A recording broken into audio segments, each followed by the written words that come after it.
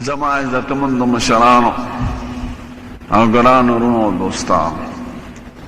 د قیامت بحث مې تاسو ته شروع کړی دی. مختصر دومره ښه دی چې څومره قرآن شریف او حدیث مبارکو کې ورته اشارې راغلې. یو عالم وعظ کې د دوزخ خبرې کولې او د قیامت بیان یې کاو. نو چا ورته وویل صاحب مونږ ته د قیامت او د دوزخ خبرې کوې، مونږ ته د جنت خبرې کوه. د جنت خوشحالۍ او نعمتونه هغه یې د دواړو جهانو سردار د دواړو بیان کړی، د دوزخ بیان هم کړی، د جنت هم. او قرآن شریف د دواړو نه ډک دی. زمونږ پیغمبر بشیر هم دی نذیر هم دی.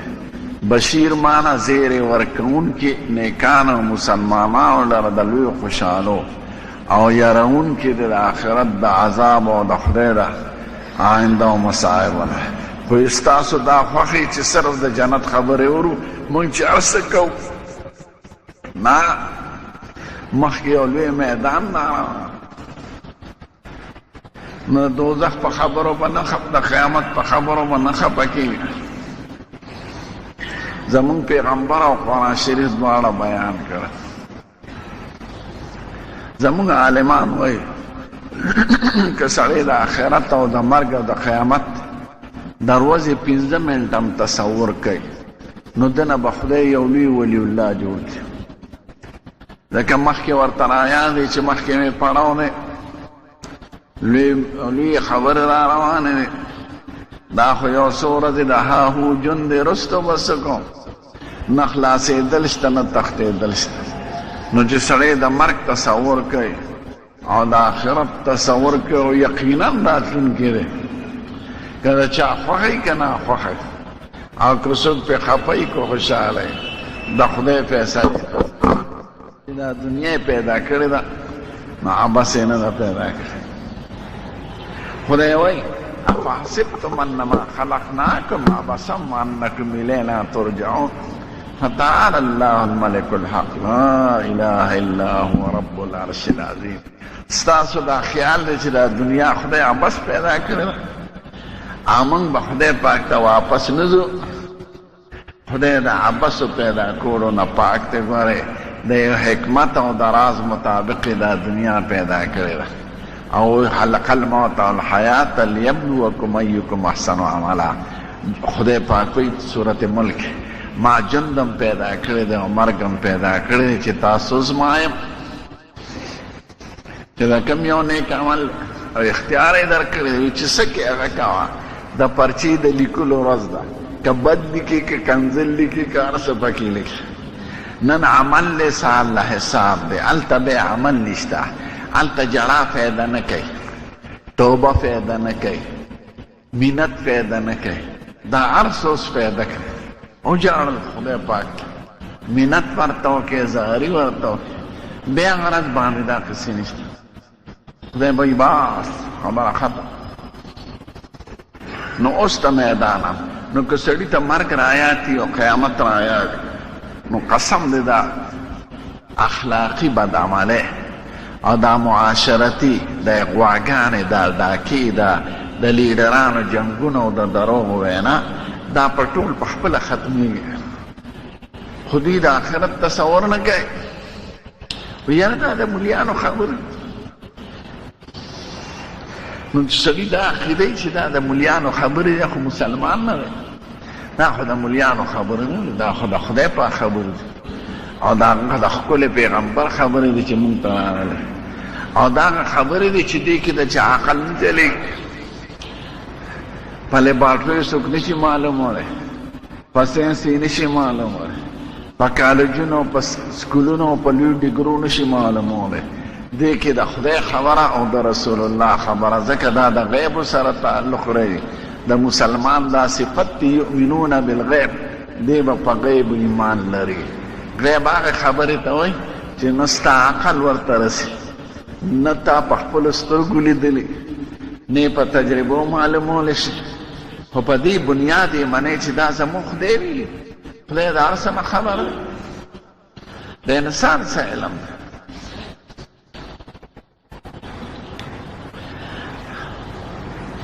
دا عالمان وای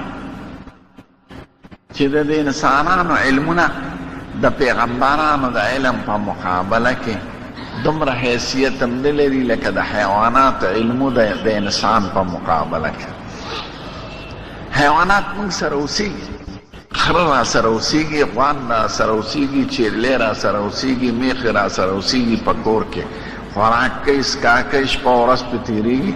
په بنګلو په کوټونو په پټو کې را سره هغوی د انسان په خبرو پوهېږي، په دې پوهېږي چې د انسان دا کور څه له جوړوي، دا د څه مقصد دی، دې کار کې څه راز دغه شان د انسانانو علم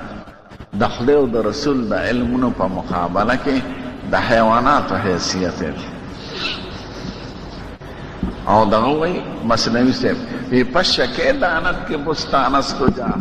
در بہار زندگی و مردگی سے یو ماشی تا سپت لگی چې دا باغ چا کرلی دی، دا کله شوی دی، دا څنګه راغلی دی، د دې مقصد څه دی او دا به کله ختمېږي. ځکه خو یو سپرلي کې پیدا شي چې سپرلی راشي، ماشي پیدا شي، پتلکۍ پیدا شي، چینجي پیدا شي، څوک میاشت پس مړه شي، څوک 2 میاشتې پس، څوک 3 میاشتې پس، چې ګرمي راځي ټول ختم. وی پس شکې دانت کې بستانس کو جا ماشي ته څه پته لګي چې دا باغ ستا څه شی دی، کنې باغ کې اوسېږي، خو دا نه دی خبر چې دا باغ چا کرلی دی، دا کله راسې را روان دی، دا د څه دپاره دی او دا به کله ختمېږي. زمونږ مثال د ماشومې ګورې دنیا کې رالو یو سوره دی، خو د چا عمر زیات او د چا لږ، د چا 10 کاله، د چا 12 کاله، د چا 13 کاله، د چا 80 کاله. حیوانات هم دغه شان دي. نو ځکه ته بیان کوم چې دا ورځې را روانې دي او زموږ ښکلی پیغمبر مونږ ته ویلي دي او دا امت ته رسول ضروري دی. نو دا بیان مې درته کړی چې هر پیغمبر به هغه د عاجزۍ اظهار وکړي چې نن خدای پاک ډېر غصه دی، زه د خدای دربار ما له شرم حیا راځي چې د خدای دربار کې د سفارش کوم چې خدای حساب کتاب شروع کړي، زه نشم ویلی. آخري فیصله به حضور پاک له راشي، نو هغه به وایي انا لها انا لها، دا هغه سفارش ورځ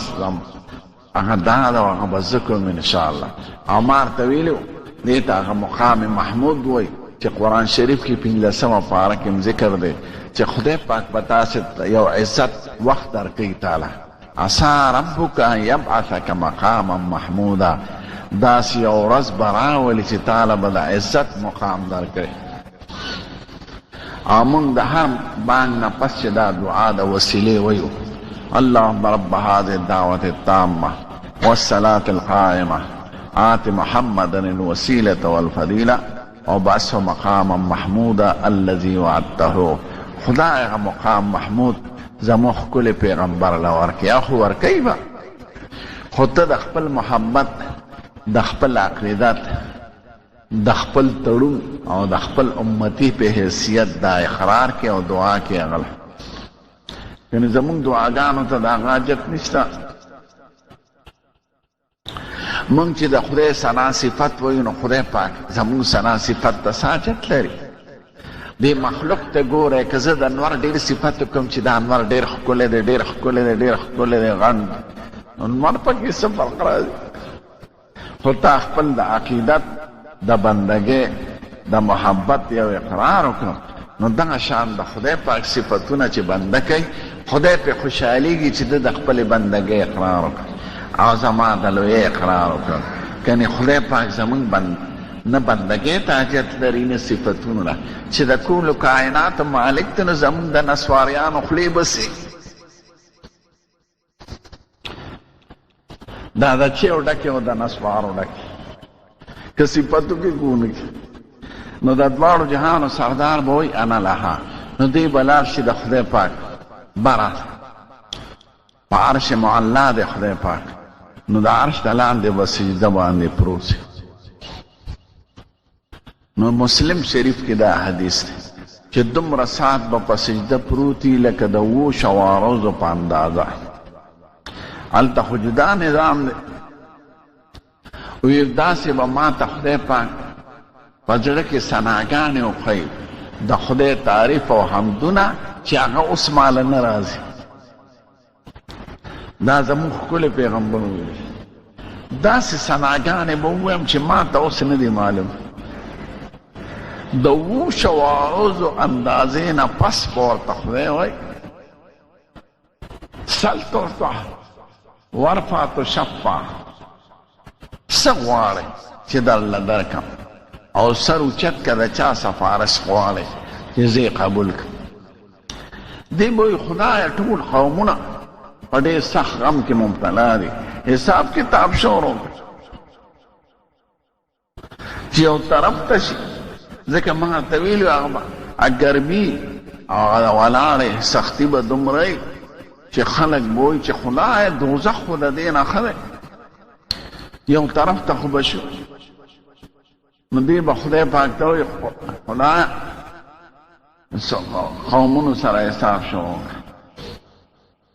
څوک خو به غږ نه شي کولی. دقه شان زموږ ښکلی پیغمبر ویلی دی او زموږ په ایمان دی. خدای پاک به ورته وایي ښه زه په خپله فیصلې دپاره درځم. نو د خدای د راتلو او عرش راتلو وخت کې به دومره رڼا وي او تجلي به وي چې خلک به برداشت نه شي کولی. نو اسرائیل علیه السلام ته به شپېلې ووایه چې دا خلک بېخوده شي. نو دا 30مه پاره کې بیان دی سورت زمر کې ونفخ فی الصور فصعق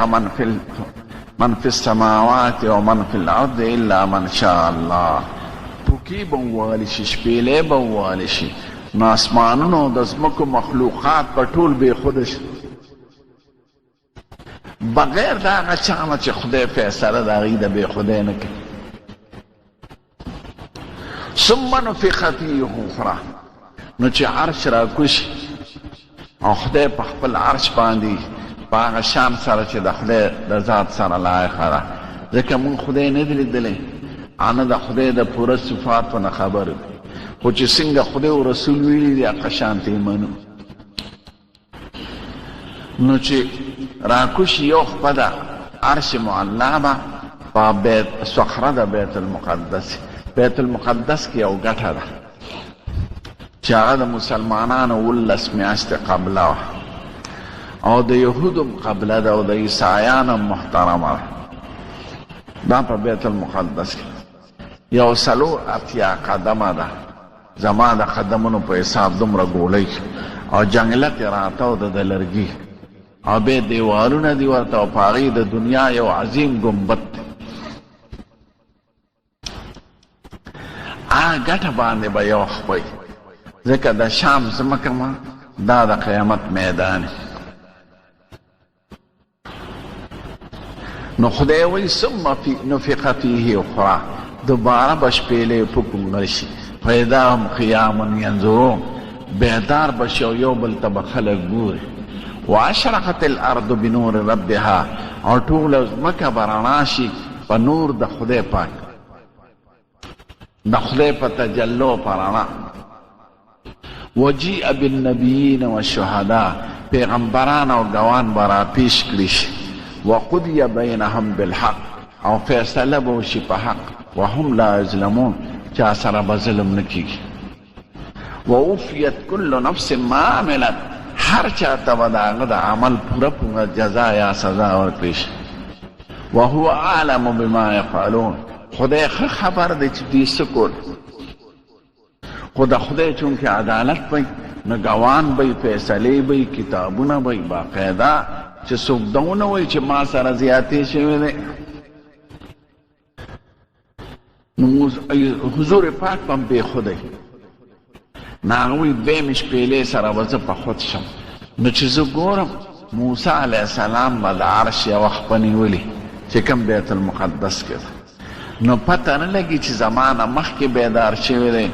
او که هغه د تور هغه بېخودي ورته خدای مجره کړی دی.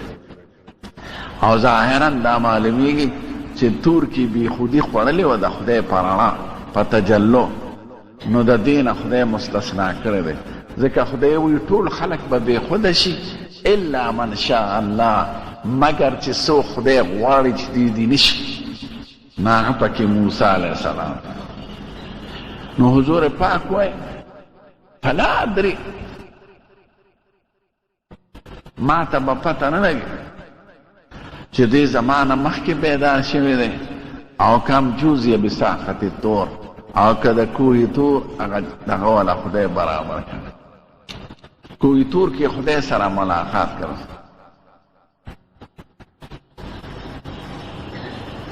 نو هلته ورته سین ترین وویل سین کې ټرین که داسې کوه تور ته زه ورغلی نو چې کوم ځای کې ملاقات شو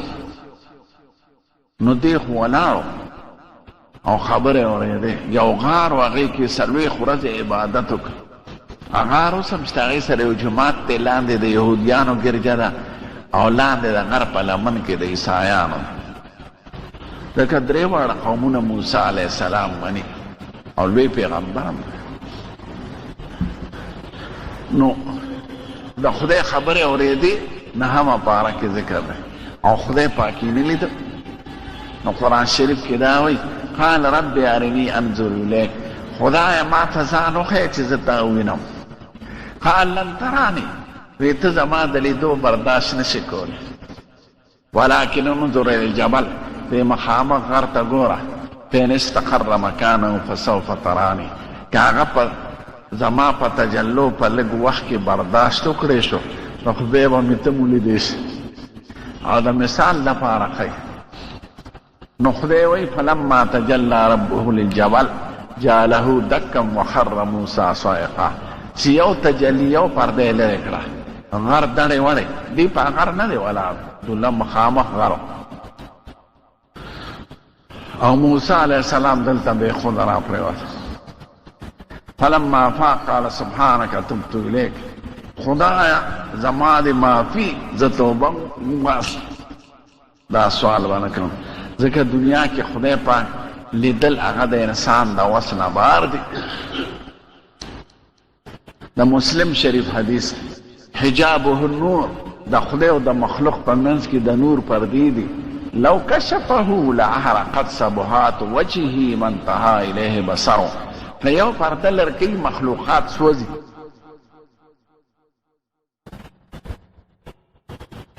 نو موسی علیه السلام بې خود راغی. نو هغه ځای کې په تجلو یو ځل بې خودي خوړلې ده، نو هغه ورته خدای مجره کړې ده. نو دا ځل ونه کړي. نو چې دویمه شپېلې ووهلی شي او خلک بیدار شي، نو زموږ ښکلی پیغمبر به وایي زه به اول بیدارېدونکی یم او موسی علیه السلام به ووینم چې هغه د عرش خپې سره ولاړ دی. خلک به چپ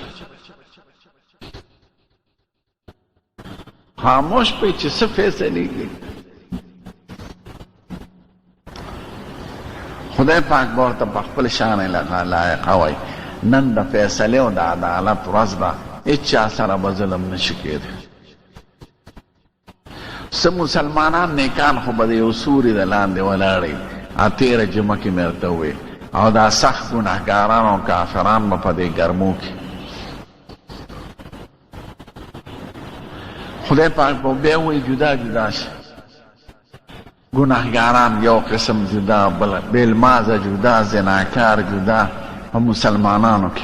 او کافران جدا، یهودیان جدا، عیسایان جدا، مجوسیان جدا.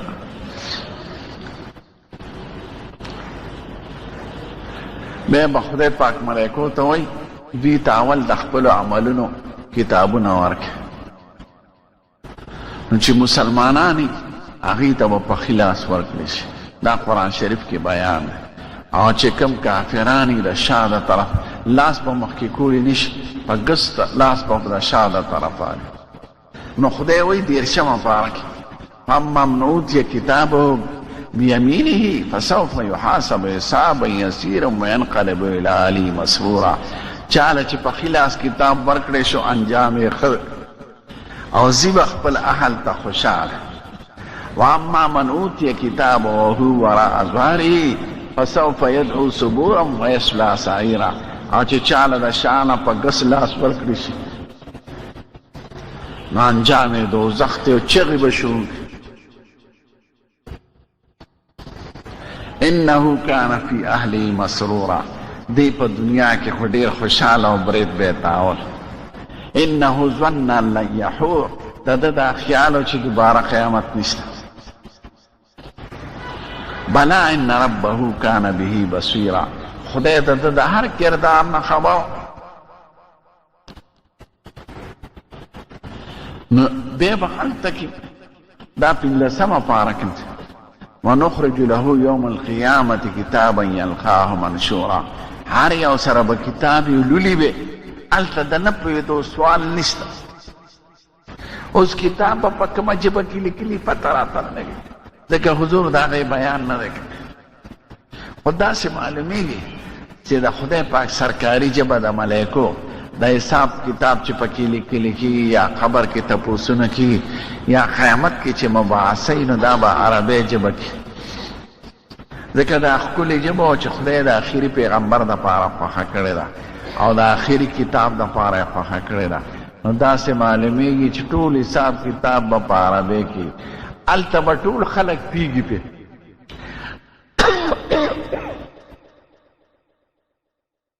ورته چا ښودلي دي د توتي یو شانتې ژبه د اواز دی د خارو یو شانتې ده د بلبلې یو شانتې ده ټپس بل شانتې ده د کارغه بل شانتې د هر چا ژبې جدا دي دا ورته چا ښودلی دی دا هغه فطري تعلیم دی چې خدای ورته ښایي نه سکول وي نه کتاب ویلي نه لیکل کوي دقه شان به هلته فطري تعلیم وي په خپله به یې زده یې ارسي لکه ماشوم ته چې د تیر ښکلو چل څوک ښایي دا ورته دی ښایي چې بچې په دې تی خوله کېده نو رای کاږه هغه په دې پوهېږي یا که روس کې سبق ویلي نو دا هغه فطري تعلیم دی خدای پاک وایي دېرشمه پاره کې سبح اسم ربک الاعلی الذي خلق فسوى والذي قدر فهدى خدای هغه ذات دی چې مخلوقات پیدا کړي دي او دوی ته د جون چلونه د جبو د جالو د بچو د تربیت د خوراک د سکاک دا د مزاجونو بدلیدل دا ولا خدای کړي ګوره چیرلیم حیوان دی ګډم حیوان دی او سپیم حیوان دواړه په څلور بولي ګرځي او دواړه ناپوهه دي خو د یو خوراک غوښه ده او د بل خوراک ګیا ده سپي ته که قیمتي ونډکې دی وږي ورته کېږي د جوارو شنه او شوتل ورته کېږي نو می خوري او که ګډې چیرلې ته د ګډ غوښه کېږي مزېداره مسالېداره پخ کړې هغه ورته خوله نه کوي دا طبیعتونه ولا چا بدل کړي دي دواړه حیوانات نو دا طبیعتونو دا بدلېدل دا هغه فطري نظام دی چې خدای ولا کړی دې کې د چا عقل چلیږي او د چا د امریکې او د روس او د پارټۍ او د لیډر دخل پکې شته د چا د پلار هم دخل نشته پکې او دا نظام د خدای دی نو دغه شان فطري تعلیمات به وي دی به په ژبو پوهېږي په کتاب به پوهېږي نو خدای وایي په قرآن شریف کې اقرا کتابک کفا بنفسک اليوم علیک حسیبا دا خپل کتاب ولوله ته په خپله به حساب وکړې ځان ته دا به څنګه محفوظ وي که پخوا چا ناشنا ګڼل اوس خو داسې انسان آلات جوړوي چې هر شی پکې محفوظ وي کمپیوټرایز دی هر څه او په دې نورو آلاتو کې دا خلق به وایي اول خو به وایي مونږ ته خو پیغمبر نو راغلی نو قرآن شریف کې دا بیان دی ما جاءنا من بشیر ولا نذیر نو خدای وایي فقد جاءکم بشیر ونذیر دی به خدای مونږ ته پیغمبر نو راغلی دا یهودیان عیسایان دا مختلف قومونه به وایي خدای به پیغمبران نو غواړي تاسې قوم دې قومونو ته هم نه دی ویلي ای به خدای مونږ خو ویلي دي مونږ خو دین رسول دی دوی به یې مونږ ته چا نه دي ویلي خدای به پیغمبرانو ته وایي ګوان پیش کړي کنې خدای ته خو هر څه معلوم دي خو عدالت کوي نو دا درېیمه پاره کې بیان دی چې زمونږ د امت به د پیغمبرانو دپاره ګوی وکړي چې قربان دې پیغمبرانو د خپلو قومونو ته دین رسولی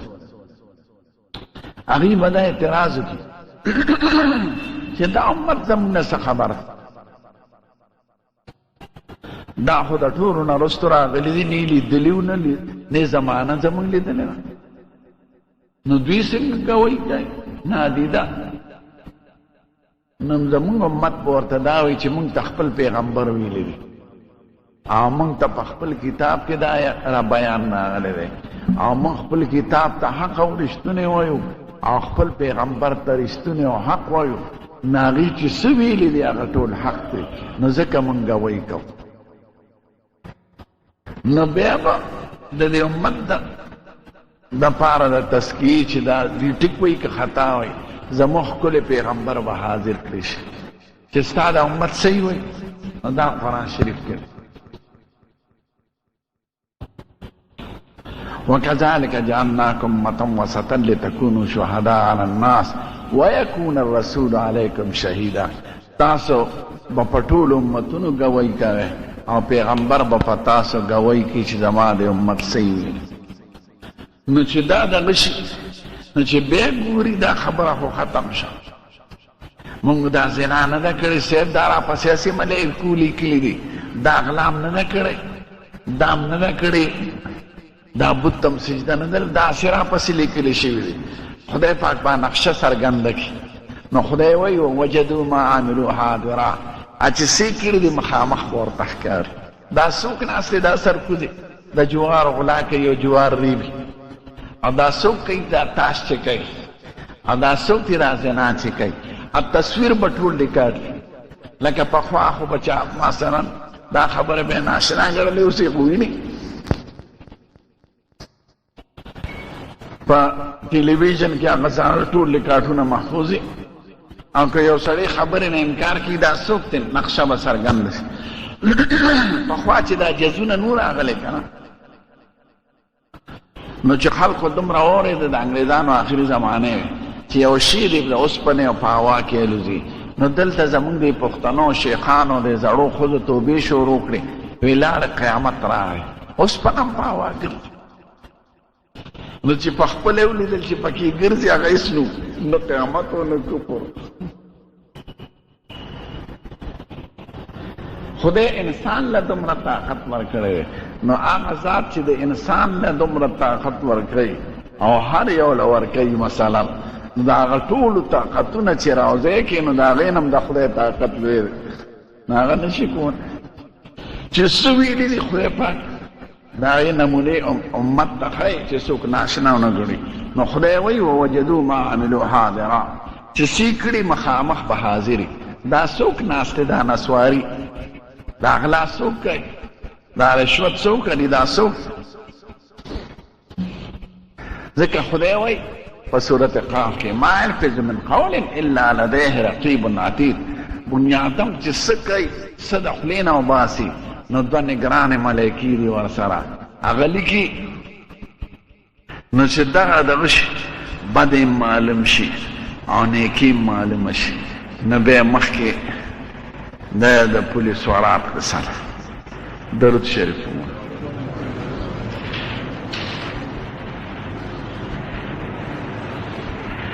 د خور د لور سره د ماما نکاح کیږي نه هغه خو فرضه ده که نه دا په قرآن شریف کې باندې د خور د لور یا د خور د نسۍ سره یا د خور د کړوسۍ سره که ډېرې لاندې هغه ټول خورایونو کې داخل دي ښه نه هغې سره نکاح نه کېږي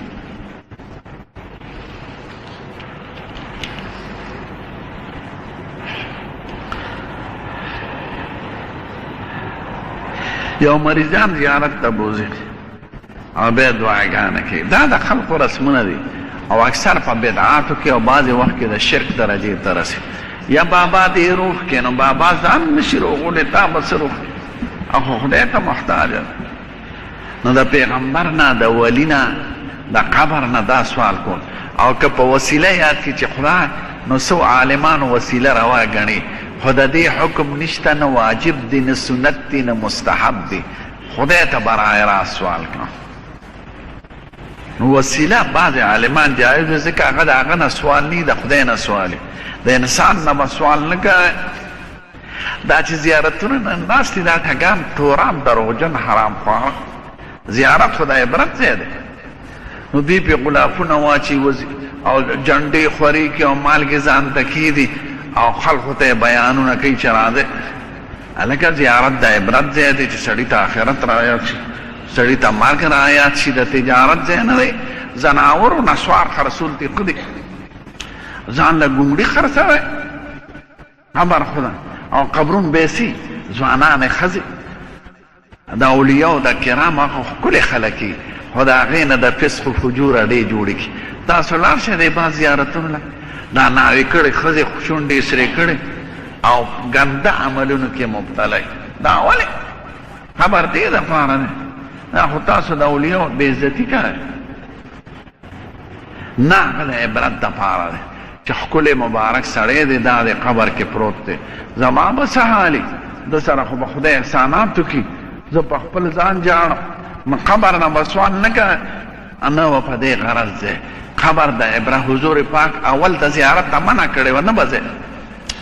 بیا په آخر کې وی ما منع کړې وی خو ځې والا فانها تذکر الاخره دا سړي ته آخرت را یادوي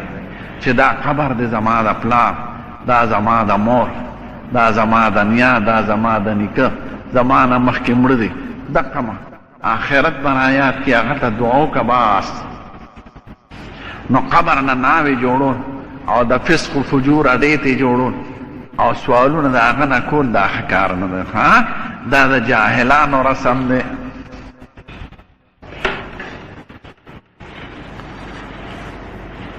چاوی بینک کې مې پیسې ښې دي او منافع پې راغله، نیت په دې نیت به نه دی خو کله سړي دپاره پیسې دشمني نو دی مجبورا بینک کې کړي نو که راغلې پې منافع نو هغه هغې ته مه پرېږده راواله ده. چا فقیرانو مسکینانو له ورکه یو ښه کار کې استعمال که، لار پې جوړه که سړک پې جوړ که خو په خپله به یې نه خورئ. ښه دا ده چې چا فقیر له ورکه که خپلو رشته دارانو کې او که بار یتیمانو کې خو په دې نیت پې نه ورکوې چې دا د خدای د دربار د نزدېکت ذریعه وګڼم، نه په دې نیت به ورکوې چې دا ګنده مال دی د خپل مال نه یې لر کوم، ما ته د دې عمل حکم دی، زه په دې عمل ځکه لکه جومات ته سړی راننوځي او په وښو باندې سپي غول کړي نو تا ته دا حکم دی چې دا اودس ماتې وغورځوه. نو دا به نه وی چې دا اودس ماتې د خدای په نوم غورځوم، نه دا ما ته حکم دی چې دا جومات پاک کا، دا ګندګي دې لر کا. نو ته به په دې نیت ځان نه لر کې په حرامو به خدای ته ځان نه نږدې کوې، په دې دفع کولو په دې عمل باندې خدای ثواب درکوي. استخاره یو ځلم بس ده. استخاره حقیقت د خدای نه سوال کول دی، خامخا په زړه کې راتلل څه ضروري نه دی خو چې په کوم طرف ته شروع کړه هغې کې به انشاءالله خیر وي. ځکه تا خدای ته دې ځان وسپاره، خپله بندګي او عاجزي دې خدای ته پیش کړه نو خدای پیشه او د هغه ښکلې فیصلې پیشه انشاءالله تعالی به پکې خدای خیر درکړي. خوب لیدل پکې ضروري نه دي. استخاره معنا طلب د خیر د خدای نه، نو دا دعا ده. سړي لانټو شي ورغې په مانځه کې الحمدلله نشته په مانځه کې خو که ویې ویله فرض که په خپله نو مونځ پې نه ماتېږي.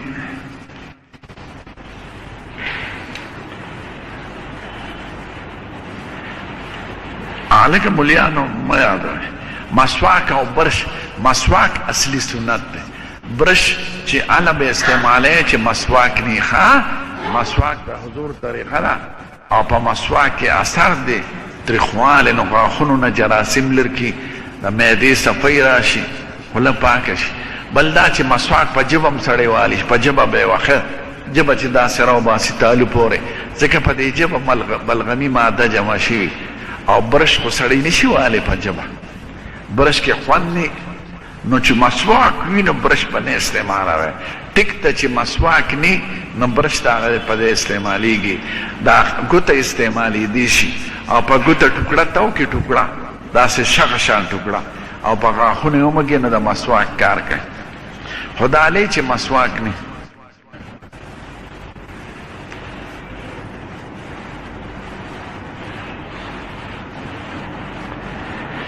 چاوی د سرو په غاښ اودس کیږي که نه سره هسې د روغ جوړ غاښ باندې دا پوش لګول دا کور دا بند دی او که غاښ نی د سره او د سرو غاښ یې ښي نو روان او دس هم پې کېږي هر څه پې او هسې روغ غاښ ته کور اچول دا بند دی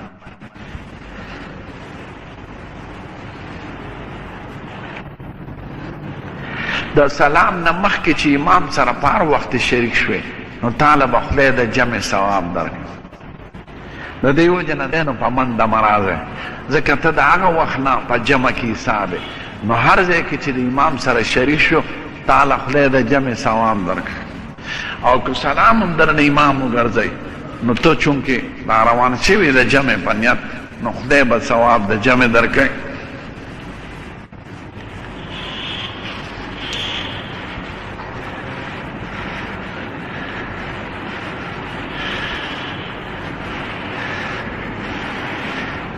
وی زمونږ امام صاحب دی هغه په خیرات کې ډېره غلطي کوي او زه پې پوهېږم چې غلطي کوي نو په خوږه ورته ووایه چې صحیح که کنې الا بلا د هغه په سر ستا مونځ صحیح دی بلکل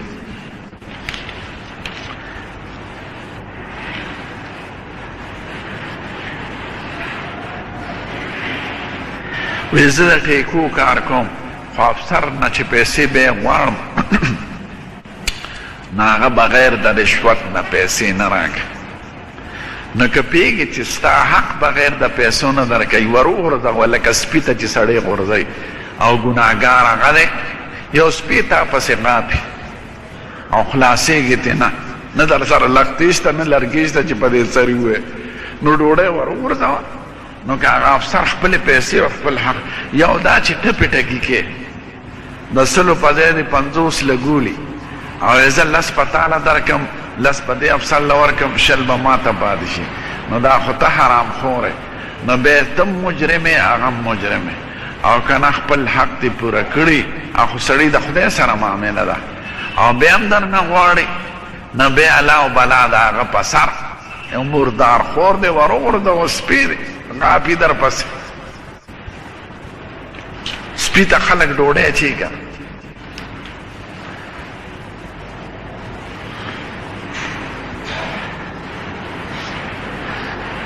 یو سړی ښځه که فرضي تپوس دی که ښځه او خاوند ښځې داخله کړې وه او خاوند یې مړ شو عدت کې اصل مسله خو دا چې د عدت والا ښځه دې نه ځي چرته او که داسې مجبوري حالات دي نو بیا څه ګنجایش شته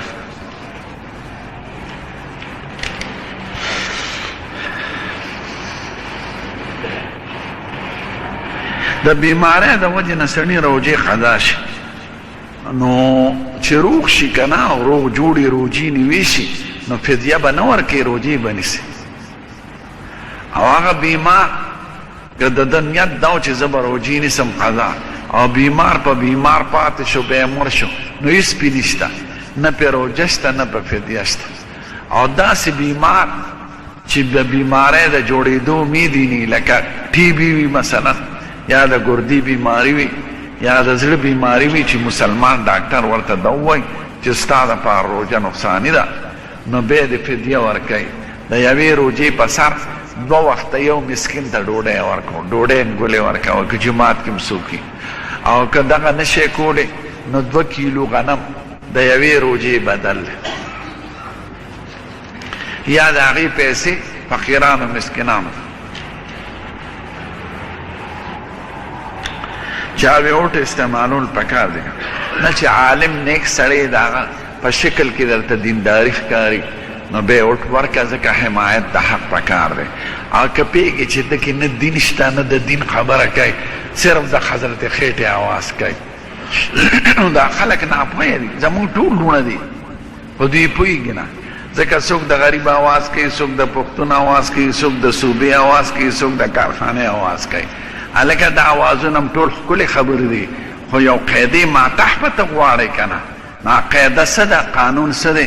د انګریز په قانون یې غواړې که د دین په قانون زه یو سړي باندې ویم چې دا ځمکه در سره زما کېږي نو ما نه به عدالت تپوس کوي چې په څنګه دعوه کې نو دا به وایم چې دا مې رور دی د پلار مال دی زما ورسره حصه یا ورسره زه شریک یم نو د شرکت په بنیاد نو هغه بنیاد باندې چې ته دا حق غواړې هغه بنیاد څه شی دی بنیاد خو د خدای قانون دی خدای قانون کې غریب هم دی پښتون هم دی کارخانه هم ده مزدور هم دی نو دا ټولې دا غلام دی مجرمان هم دی جرایم هم دا مجرمان به په څه ختمېږي د خدای په قانون ته د اغواکار یو څو پانسي کا او د چوک کې دغه که بیا به څوک کوي قانون ورته نشته نو په تش په خبرو خو نه بندېږي که دا ټول لیډران دغه شي نو مجرمان به ختم نشي اغواګانې به ختم نشي ځکه قانون غلط دی نو ته چې هر څه غواړې مونږ د دې ټولو خیر خوا یو هرې پاټۍ خو ورته وایو دا چې څه وی ښکلې خبرې دي مونږ در سره شریک وو خو د کمې قاعدې په بنیاد به یې غواړې قاعده څه ده قاعده نه بدلې او دا غواړې دا برته وایي په کوم بنیاد یې غواړې د برطانیې په قانون یې غواړې د امریکې په قانون یې غواړې که د خدای او د رسول په قانون نو مونږ دغه وایو چې څوک دا وایي چې د خدای قانون نو ټیک ته مونږ مسلمانان یو زمونږ یو قانون شته مونږ انګریزان څه کوو امریکا څه کوو نو هغه قاعده که درته څوک دا وایي چې یو قانون بدلېدل یو نظام بدلېدل یو ښکلې خبره د اصولو په شکل راوستل دي نو حمایت یې وکړه نو دا ټولې خبرې به پکې راشي قسم دې دوی نه پوهېږي ځکه دوی حق غواړي بغیر د یو قانون نه بغیر د یو قاعدې نه ما ته بعضې خلک معلوم دي چې هغه به د ښځو حقوق غواړي هلکه د ښځو کوم حقونه دي هغه دي چې خدای او رسول ورکړي دي نو هغه د قانون مطابق او که نه وی د برطانیې په طرز یې غواړم نو دا خو مسلمان سره نه ښایي ته د برطانیې د ښځو نه خبرې هغې نه خو سپی جوړې شوي دي د عراق غورځي هلته مه ګوره چې موټرو کې ګرځي دننه وګوره نسب یې محفوظ دی نه عزت یې محفوظ دی نه ژوند یې محفوظ دی نه مونږ ته نازمه جوړو مونږ ته دا جوړو هلکه دا پردي سړي سره ناسته یو سر سنت یې برابر کړي هغه هم ورته سر سنت برابر کړي د هغې منځ کې څه پاتې شو او بچي به وله څوک سنبالوي او د کور خدمت به څوک کوي قسم دې په مخ د ځمکې د مسلمان ښځه عزتمنده ده چې د اسلام د قانون مطابق ژوند تېروي مونږ ورته وایو حق دا دی چې میراث به ورکوې قسم دې ما ته لیډران معلوم دي د ښځو د حقونو آواز کوي خو لوریانې او خویندې نه دي واده کړی ځکه وایي میراث به رانه لاړ شي یا ټیزنه دا ستا خور نه ته د خپلې ښځې سره ژوند ښه په ښکلې بسترو کې تېری او خور دې د چرګو په کوټنۍ کې د وږو په کوټنۍ کې ژوند تېر که سر یې سپین شو ځکه یو څو جیره به ځمکه به رانه لاړه شي دا حق دی خدای او رسول دا حق ورکړی دی چې نه ته رورې دا د خور ده څنګه چې د پلار په مال کې ستا حصه ده نو د دې خور د م حصه ده خو دا تا سره خدای احسان کړی دی هغې له نیم ورکړي تا ورکړي دي ده نه دا خو نه ورکوم خو د ښځو حقوق غواړم څه حق دی چې بار ته روځي ټانګې یو پل روان دی او بل ولاړ دی چې دا دویم پل مو چلو دا دروغجن نه دی نه هغه قانون چې زمونږ دین دی مهر د هغې حق دی ټوله ذمهواري تاسو لاړ شئ برطانیه کې ودونه څنګه کېږي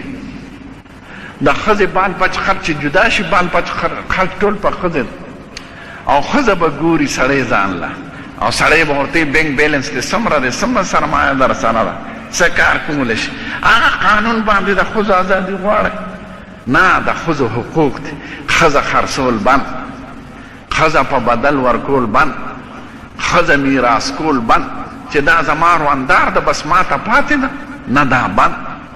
نه ښځه آزاده انسانه ده د هغې خوښه ده که تا کوي که بل څوک کوي نه پې پلار پابندي کولی شي نه پې رور نه په مور او میراث حق دی نو دا چې څوک د ښځو حقوق اواز کوي ورته وایي په کوم قانون په کوم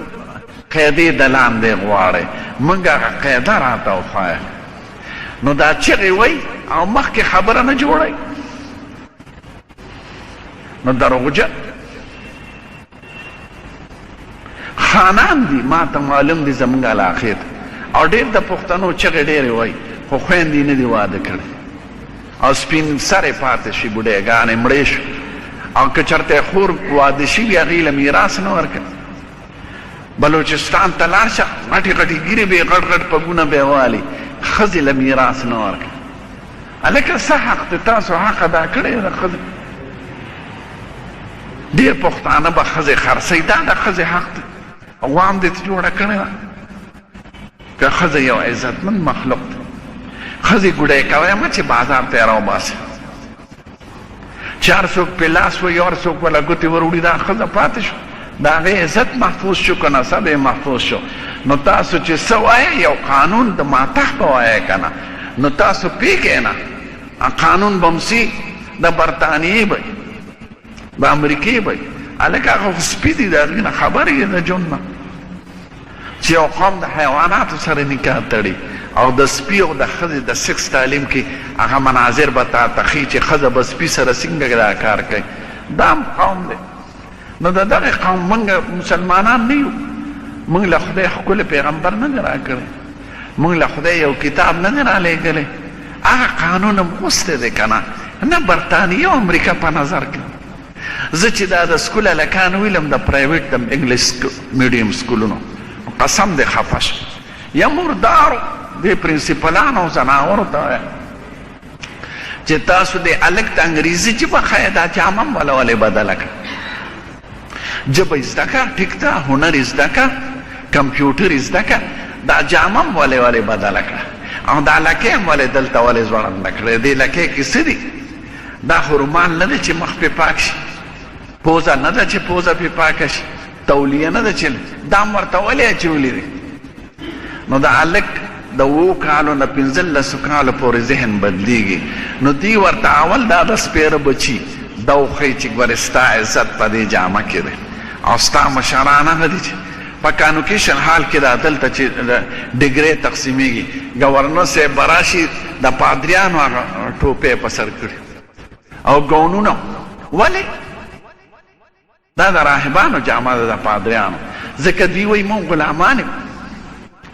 دا هلکان چې دا بیزوګانو په شان ټوپونه وایي هلکه دا قوم خود بې عزته نو تاسو بې عزته کړه مسلمان بادشاه به راځي په کوټ پتلون کې لکۍ به یې ځوړنده کړي هلکه ولې ستا خپله جامه نشته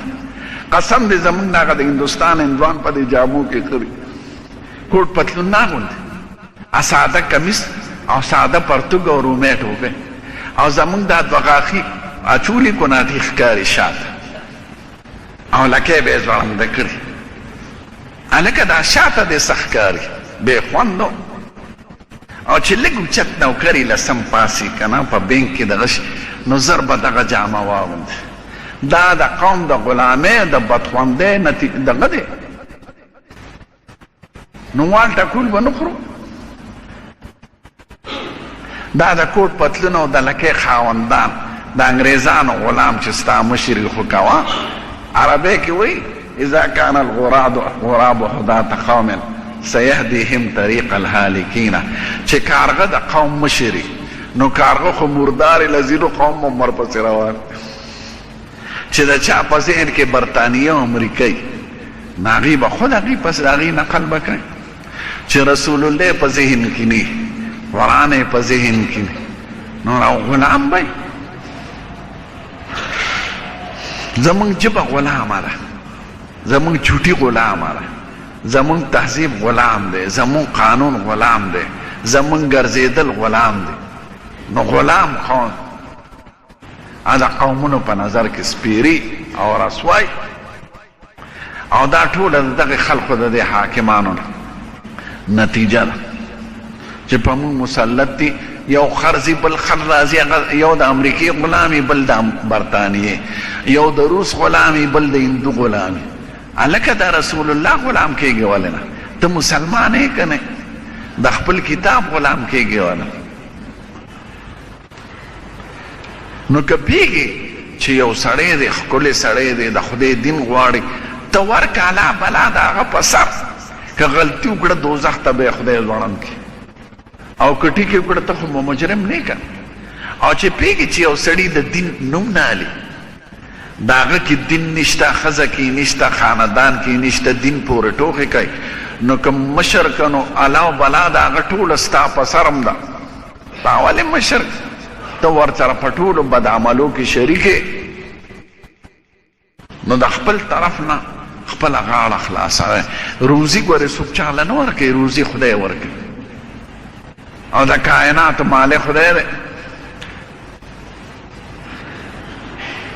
چې څوک د انسان نه د ډوډۍ تمه کوي هغه همیشه سپي وي او ذلیلی.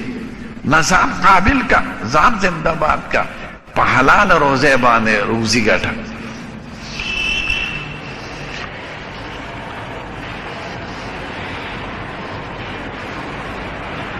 چې عمرې له لاړ شي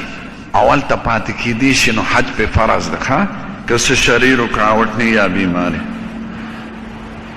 خدای دا بیماری روغ کړي.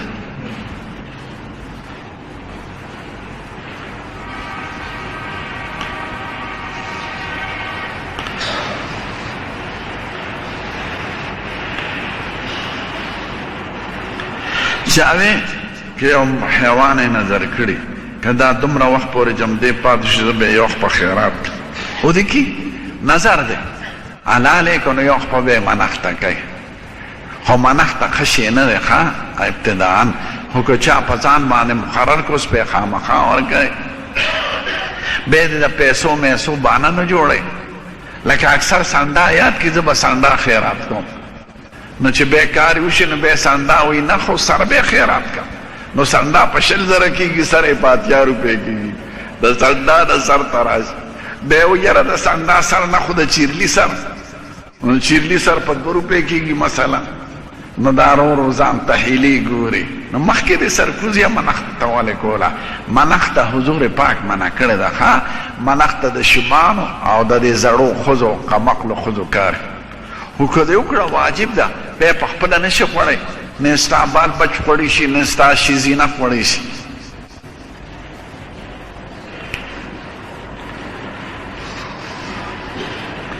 حضرت شعیب علیه السلام کوم ځای دی؟ وادي مدین کې دی. مدین په صحرای سینا کې د غرونو منځ کې علاقه ده،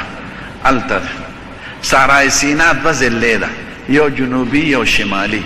نو دی په جنوبي حصه کې ښخ دی. که چا د 2 سجدو په ځای 3 سجدې وکړئ، سجده پې نشته، بس ختم ده خبره.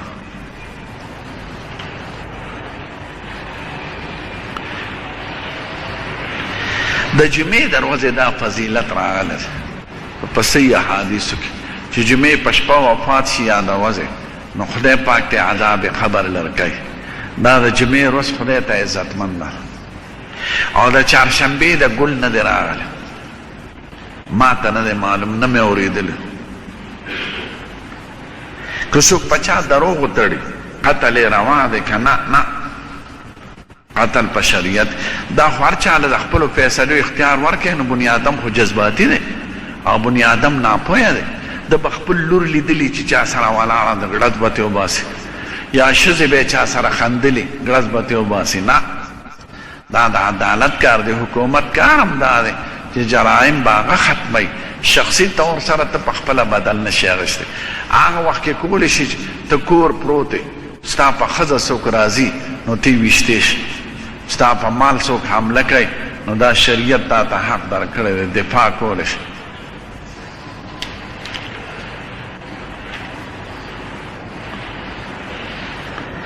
دا وی د مور په نوم به د قیامت پر ورځ اواز کېدی شي؟ نه، پلار نوم به ورته اخیستی کېږي. او بخاري کې په دې باب دی، باب یدعى الناس بآبائهم، خلقو ته به اواز کېږي د پلار په نوم. هذه غدرة فلان ابن فلان، دا د فلان کې ټګي ده. هر غادر چې قوم سره خیانت کړي شاته به یو جنډه ولاړی د دوبرې سره.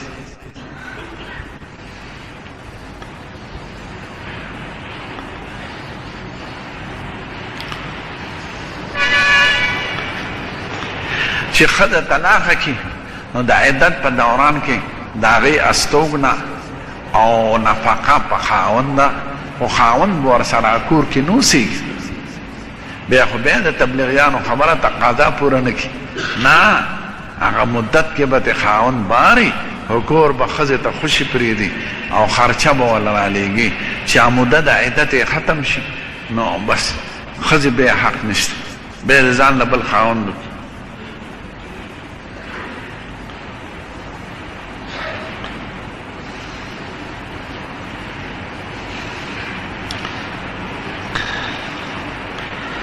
خدای ته دا خوشحاله کړي چې څه مشکلات یې او زنانه نو خدای پاک ته مشکلات حل کړي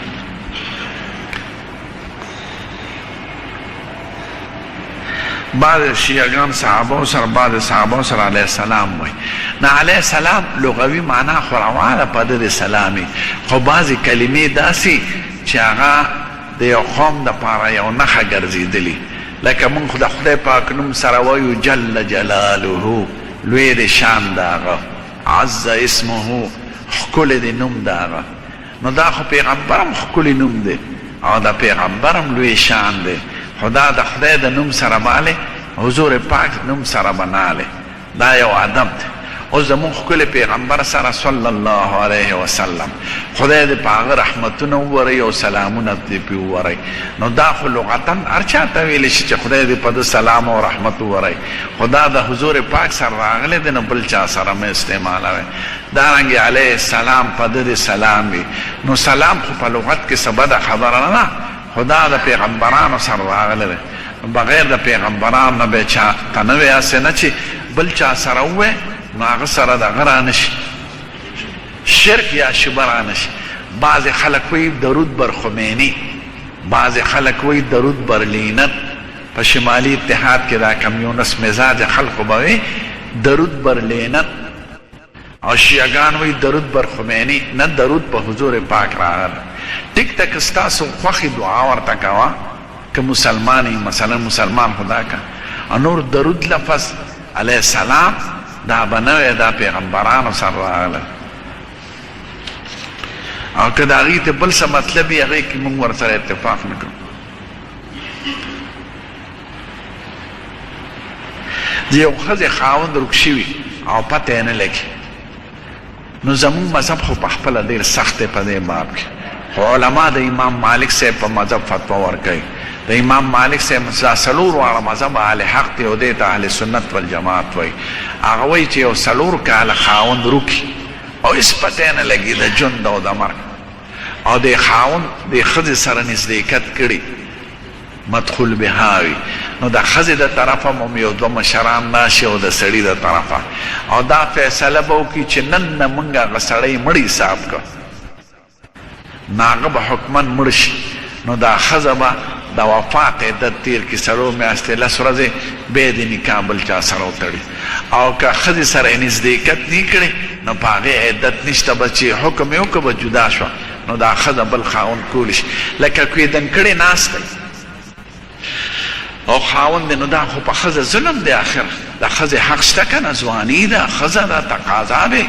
نو دا یې شریعت دی اوس که فرض که هغه دا خو ګناه ده سړي ده که جمدي وي ولې خبر نه رالیږي فرض که هغه پیدا شو راشو هغه وایي زه کافرانو نیولی وم مثلا یا داسې نو د هغه دویم خاوند نه نکاح ختم شو خو دله دا پکار دی چې دی دا ښځه پرېږدي نو چې پرېږدي عدت په تیر کې بیا به هغه دویم خاوند سره نوي نکاح وتړي او که نه پرېږدي نو ښځه د ده ده دا دویم خاوند نکاح اټومیټک پس ختم شو درود شریف ووایه الحمد لله رب العالمين والصلاة والسلام على سيد الأنبياء والمرسلين وعلى آله الطيبين وعلى سلام خدای زمون ملک او زمون دا قوم دا کافرانو دا شرارتونو محفوظ زما عزتمندو مشرانو او ګرانو ورونو دوستانو د قیامت بحث مې تاسو ته شروع کړی دی مختصر دومره حد دی چې څومره قرآن شریف او حدیث مبارکو کې ورته اشارې راغلې یو عالم وعظ کې د دوزخ خبرې کولې او د قیامت بیان یې کاو نو چا ورته ویل صاحب موږ ته د قیامت او د دوزخ خبرې کوې موږ ته د جنت خبرې کوه لجنت خوشحالی و نعمتونه هغه د دواړو جهانو سردار د دواړو بیان کړی د دوزخ بیان هم کړی د جنت هم او قرآن شریف د دواړو نه ډک دی زمون پیغمبر بشیرم دی نذیرم دی بشیر مانا زیر ورکون کی نیکان و مسلمانان لره د لوی خوشحالو او یرون کی د آخرت د عذاب او د خدای د آینده و مصائبونه خو استاسو دا خوښي چې صرف د جنت خبرې ورو مونږ چې هر څه کوو نه مخکې یو لوی میدان نه نو دوزخ په خبرو به نه د قیامت په خبرو به نه خفه کېږي زمونږ پیغمبر او قرآن شریف دواړه بیان کړه زمونږ عالمان وایي که سړی د آخرت او د مرګ او د قیامت د ورځې 15 منټه هم تصور کوي نو دنه به خدای یو لوی ولی الله جوړ کړي ځکه مخکې ورته رایاد دی چې مخکې مې پړاو دی لوی خبرې را روانې دي دا خو یو څو ورځې د هاهو ژوند دی رستو به څه کوم نه خلاصېدل شته نه تښتېدل شته نو چې سړی د مرګ تصور کوي او د آخرت تصور کوي او یقینا راتلونکی دی که د چا خوښی که ناخوښی او که څوک پرې خفه که خوشحاله د خدای فیصله دا دنیا پیدا کړې ده نو عبس یې نه ده پیدا کړې خدای وایي افحسبتم انما خلقناکم عبسا وانکم الینا ترجعون فتعالى الله الملك الحق لا اله الا هو رب العرش العظیم ستاسو دا خیال دی چې دا دنیا خدای عبس پیدا کړې ده امون به خدای پاک ته واپس نزو خدای د عبسو پیدا کولو نه پاک دی ګورې د یو حکمت او د راز مطابق دا دنیا پیدا کړې ده او خلق الموت والحیات لیبلوکم ایکم احسن عملا خدای پاک وایي سورت ملک ما ژوندم پیدا کړی دی او مرګم پیدا کړی دی چې تاسو ازمایم چې دا کوم یو نیک عمل او اختیار یې درکړی دی چې څه کې هغه کوه د پرچې د لیکلو ورځ ده که بد لیکي که کنزل لیکي که هر څه پکې لیکي نن عمل دی سهار له حساب دی هلته بیا عمل نشته هلته جړا فایده نه کوي توبه فایده نه کوي مینت فایده نه کوي دا هر څه اوس فایده کوي او جړل خدای پاک مینت ورته وکړې زهري ورته وکړې بیا غرض باندې دا قصې نشته خدای وایي بس خبره ختم نو اوس ته میدانم نو که سړي ته مرګ رایاتي او قیامت رایات نو قسم دی دا اخلاقی بدعمله او دا معاشرتی دا غواګانې دا ډاکې دا د لیډرانو جنګونه او د دروغو وینا دا په ټول په خپله ختمېږي خو دوی د آخرت تصور نه کوي و یاره دا د مولیانو خبرې نو چې سړي دا عقیده چې دا د مولیانو خبرې دی خو مسلمان نه دی دا خو د مولیانو خبرې نه دی دا خو د خدای پاک خبرې دي او دا هغه د ښکلي پیغمبر خبرې دي چې مونږ ته راغلی او دا هغه خبرې دي چې دې کې د چا عقل نه چلېږي په لیبارټریو څوک نشي معلومولی په ساینس یې نشي معلومولی په کالجونو په سکولونو په لوی ډیګرو نشي معلومولی دې کې د خدای خبره او د رسول الله خبره ځکه دا د غیبو سره تعلق لري د مسلمان دا صفت دی یؤمنون بالغیب دی به په غیب ایمان لري غیب هغه خبرې ته وایي چې نه ستا عقل ورته رسي نه تا په خپلو سترګو لیدلي نه په تجربو معلومولی شي خو په دې بنیاد یې منې چې دا زموږ خدای وي خدای د هر څه نه خبره د انسان څه علم دی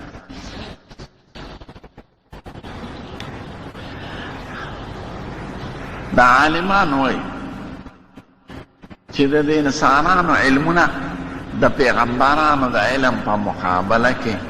دومره حیثیت هم نه لري لکه د حیوانات علمو د انسان په مقابله کې حیوانات موږ سره اوسېږي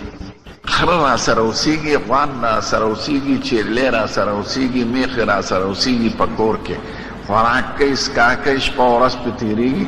په بنګلو په کوټونو په پټو کې را سره هغوی د انسان په خبرو پیږي، په دې پیږي چې د انسان دا کور سله جوړی، دا د څه مقصد دی، دې کار کې څه راز دی. دغه شان د انسانانو علم د خدای او د رسول د علمونو په مقابله کې د حیواناتو حیثیت دی. او دغه وایي مثنوي صاحب وی پس شکے دانت کے بستانس کو جا در بہار زندگی و مردگی سے یو ماشی ته څه پته لګي چې دا باغ چا کرلی دی، دا کله شوی دی، دا څنګه راغلی دی، د دې مقصد څه دی او دا به کله ختمېږي. ځکه خو یو سپرلي کې پیدا شي چې سپرلی راشي، ماشي پیدا شي، پتلکۍ پیدا شي، چینجي پیدا شي، څوک میاشت پس مړه شي، څوک 2 میاشتې پس، څوک 3 میاشتې پس، چې ګرمي راځي ټول ختم وي. پس شکې دانت کې بستانس کو جا، ماشي ته څه پته لګي چې دا باغ ستا څه شی دی، کنې باغ کې اوسېږي، خدا نه دی خبر چې دا باغ چا کرلی دی، دا کله راسې را روان دی، دا د څه دپاره دی او دا به کله ختمېږي. زمونږ مثال د ماشومې ګورې دنیا کې رالو یو سوره دی، خو د چا عمر زیات او د چا لږ، د چا 10 کاله، د چا 12 کاله، د چا 13 کاله، د چا 80 کاله. حیوانات هم دغه شان دي. نو ذکر ته بیان کوم چې دا ورځې را روانې دي او زموږ ښکلی پیغمبر مونږ ته ویلي دي او دا امت ته رسول ضروري دی. نو دا بیان مې درته کړی چې هر پیغمبر به هغه د عاجزۍ اظهار وکړي چې نن خدای پاک ډېر غصه دی، زه د خدای دربار ماله شرم حیا راځي چې د خدای دربار کې د سفارش کوم چې خدای حساب کتاب شروع کړي، زه نشم ویل. آخري فیصله به حضور پاک له راشي، نه هغه به وایي انا لها انا لها، دا هغه سفارش ورځ هغه دا ده او هغه به زه کوم انشاءالله. او ما ورته ویلي و دې ته هغه مقام محمود وایي چې قرآن شریف کې 15مه پاره کې ذکر دی چې خدای پاک به تاسې یو عزت وخت درکوي تعالی، عسى ربک ان یبعثک مقاما محمودا، داسې یو ورځ به راولي چې تعالی به د عزت مقام درکوي. او موږ د هر بانګ نه پس چې دا دعا د وسیلې ویو اللهم رب هذه الدعوة التامة والصلاة القائمة آت محمدا الوسيلة والفضيلة وبعثه مقاما محمودا الذي وعدته. خدای مقام محمود زموږ ښکلی پیغمبر له ورکوي، خو ورکوي به، خو ته د خپل محبت، د خپل عقیدت، د خپل تړون او د خپل امتی په حیثیت دا اقرار کې او دعا کې اغل. یعنی زمونږ دعاګانو ته د هغه حاجت نشته. مونږ چې د خدای ثنا صفت وایو نو خدای پاک زمونږ ثنا صفت ته څه حاجت لري؟ دې مخلوق ته ګوره که زه د انور ډېر صفت وکړم چې دا انور ډېر ښکلی دی، ډېر ښکلی دی، ډېر ښکلی دی، غڼ انور پکې څه فرق راځي؟ خو تا خپل د عقیدت، د بندګۍ، د محبت یو اقرار وکړو نو دغه شان د خدای پاک صفتونه چې بنده کوي خدای پې خوشحالیږي چې د خپلې بندګۍ اقرار وکړو او زما د لویۍ اقرار وکړو. کنې خدای پاک زمونږ نه بندګۍ ته حاجت لري نه صفتونو نه، چې د ټولو کائناتو مالک ته نو زمونږ د نسواریانو خولې بسي دا د چیو ډکې او د نسوارو ډکې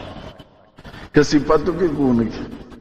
نو د دواړو جهانو سردار به وایي انا لها. نو دی به لاړ شي د خدای پاک بره په عرش معلا د خدای پاک، نو د عرش د لاندې به سجده باندې پروت شي. نو مسلم شریف کې دا حدیث دی چې دومره ساعت به په سجده پروت وي لکه د 7 شوارزو په اندازه. هلته خو جدا نظام دی. وی داسې به ما ته خدای پاک په زړه کې ثناګانې وښیي د خدای تعریف او حمدونه چې هغه اوس ماله نه راځي. دا زموږ ښکلی پیغمبر وویل داسې ثناګانې به ووایم چې ما ته اوس نه دي معلوم. د 7 شوارزو اندازې نه پس به ورته خدای وایي سل تعطى وارفع تشفع، څه غواړئ چې درله درکم او سر اوچت که د چا سفارش غواړئ چې زه یې قبول کړم. دی به وایي خدایه ټول قومونه په ډېر سخت غم کې مبتلا دي، حساب کتاب شروع کړه چې یو طرف ته شي. ځکه ما ته ویلي هغه ګرمي او هغه ولاړې سختي به دومره وي چې خلک به وایي چې خدایه دوزخ خو د دې نه ښه دی. یو طرف ته خو به شو نو دی به خدای پاک ته وایي خدایه قومونو سره حساب شروع کړه، څوک خو به غږ نه شي کولی. دقه شان زموږ ښکلی پیغمبر ویلی دی او زموږ په ایمان دی. خدای پاک به ورته وایي ښه زه په خپله فیصلې دپاره درځم. نو د خدای د راتلو او عرش راتلو وخت کې به دومره رڼا وي او تجلي به وي چې خلک به برداشت نه شي کولی. نو اسرائیل علیه السلام ته به شپېلې ووایه چې دا خلک بېخوده شي. نو دا 30مه پاره کې بیان دی سورت زمر کې. ونفخ فی الصور فصعق من فی السماوات ومن فی الارض الا من شاء الله. پوکي به ووهلی شي، شپېلې به ووهلی شي، نو اسمانونو د ځمکو مخلوقات به ټول بېخوده شي بغیر د هغه چا نه چې خدای فیصله د هغوی د بېخودۍ نه کوي. ثم نفخ فیه اخرى. نو چې عرش راکوشي او خدای په خپل عرش باندې په هغه شان سره چې د خدای د ذات سره لایقه ده. ځکه مونږ خدای نه دی لیدلی، نه د خدای د پوره صفاتو نه خبر دی، خو چې څنګه خدای او رسول ویلي دي هغه شانتې منو. نو چې راکوشي یو خپه ده عرش معلا به په صخره د بیت المقدس. بیت المقدس کې یو ګټه ده چې هغه د مسلمانانو 19 میاشتې قبله وه او د یهودو قبله ده او د عیسایانو محترمه ده. دا په بیت المقدس کې یو 4 قدمه ده. زما د قدمونو په حساب دومره ګولۍ او جنګلت یې راته او د لرګي او بیا دیوالونه دي ورته او په هغې د دنیا یو عظیم ګمبد دی. هغه ګټه باندې به یو خپئ، ځکه د شام ځمکه ما دا د قیامت میدان. نو خدای وایي ثم نفخ فیه اخرى. دوباره به شپېلې پوکونګل شي، فاذا هم قیام ینظرون. بیدار به شي او یو بل ته به خلک ګوري. واشرقت الارض بنور ربها. او ټوله ځمکه به رڼا شي په نور د خدای پاک، د خدای په تجلو په رڼا. وجیء بالنبیین والشهداء. پیغمبران او ګوان به راپیش کړي شي. وقضی بینهم بالحق. او فیصله به وشي په حق. وهم لا یظلمون. چا سره به ظلم نه کېږي. ووفیت کل نفس ما عملت. هر چا ته به د هغه د عمل پوره جزا یا سزا ورکړي شي. وهو اعلم بما یفعلون. خدای ښه خبر دی چې دوی څه کول. خو د خدای چونکې عدالت وی نو ګوان به فیصلې به کتابونه به باقاعده چې څوک دونه وایي چې ما سره زیاتې شوې دی. نو حضور پاک به هم بېخودی. نو هغه وایي دویمې شپېلې سره به زه په خود شم. نو چې زه ګورم موسی علیه السلام به د عرش یوه خپه نیولې چې کوم بیت المقدس کې ده. نو پته نه لګي چې زما نه مخکې بیدار شوی دی او که هغه د تور هغه بېخودي ورته خدای مجره کړی دی. او ظاهرا دا معلومیږي چې تور کې بېخودي خوړلې وه د خدای په رڼا په تجلو. نو د دې نه خدای مستثنا کړی دی. ځکه خدای وایي ټول خلک به بېخوده شي الا من شاء الله، مګر چې څوک خدای غواړي چې دې نه شي. نو هغه پکې موسی علیه السلام. نو حضور پاک وایي فلا ادري. ما ته به پته نه لګي چې دې زمانه مخکې بیدار شوی دی او کم جوزیه بساقط الطور. او که د کوه طور هغه دغه والا خدای برابر کړه. کوه طور کې خدای سره ملاقات کړه.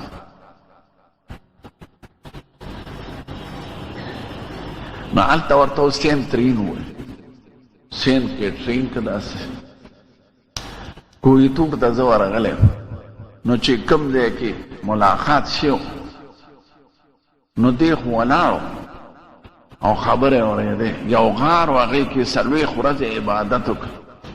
غار اوس هم شته هغې سره یو جومات دی لاندې د یهودیانو ګرجه ده او لاندې د غر په لمن کې د عیسایانو ځکه درې واړه قومونه موسی علیه السلام مني او لوی پیغمبر هم نو د خدای خبرې اورېدې نهمه پاره کې ذکر دی او خدای پاک یې نه لیده نو قرآن شریف کې دا وایي قال رب ارني انظر الیک خدایه ما ته ځان وښیه چې زه تا ووینم قال لن تراني وی ته زما د لیدو برداشت نشي کولی ولکن انظر الى الجبل دی مخامخ غر ته ګوره فإن استقر مکانه فسوف تراني که هغه په زما په تجلو په لږ وخت کې برداشت وکړی شو نو خدای به مې ته مولیدی شي او د مثال لپاره ښیي نو خدای وایي فلما تجلی ربه للجبل جعله دکا وخر موسی صاعقا چې یو تجلی یو پرده لرې کړه غر دړې وړې دی په غر نه دی ولاړ دوله مخامخ غرو او موسی علیه السلام دلته بېخوده را پرېوته فلما افاق قال سبحانك تبت الیک خدایا زما د معافي زه توبه وباسم دا سوال به نه کوم ځکه دنیا کې خدای پاک لیدل هغه د انسان د وس نه بار دی د مسلم شریف حدیث حجابه النور د خدای او د مخلوق په منځ کې د نور پردې دي لو کشفه لأحرقت سبحات وجهه ما انتهى الیه بصره که یو پرده لرکې مخلوقات سوځي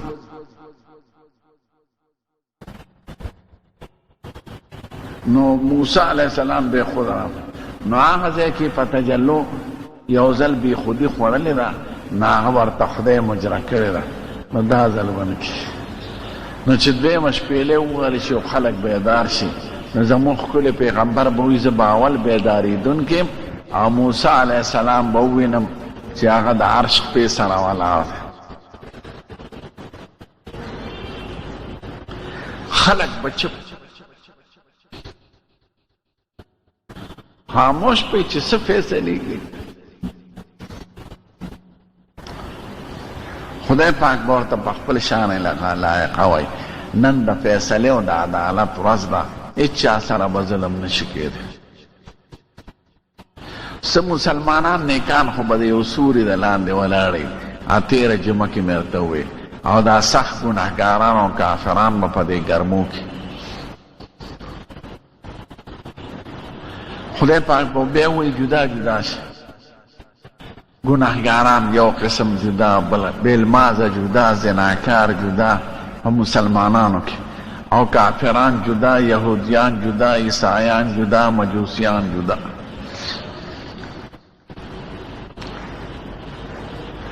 بیا به خدای پاک ملایکو ته وایي دوی ته اول د خپلو عملونو کتابونه ورکړي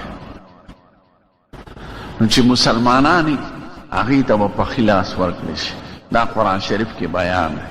او چې کوم کافران یې د شا د طرف لاس به مخکې کولی نشي په ګس لاس به د شا د طرف آلي نو خدای وایي دېرشمه پاره کې اما من اوتي کتابه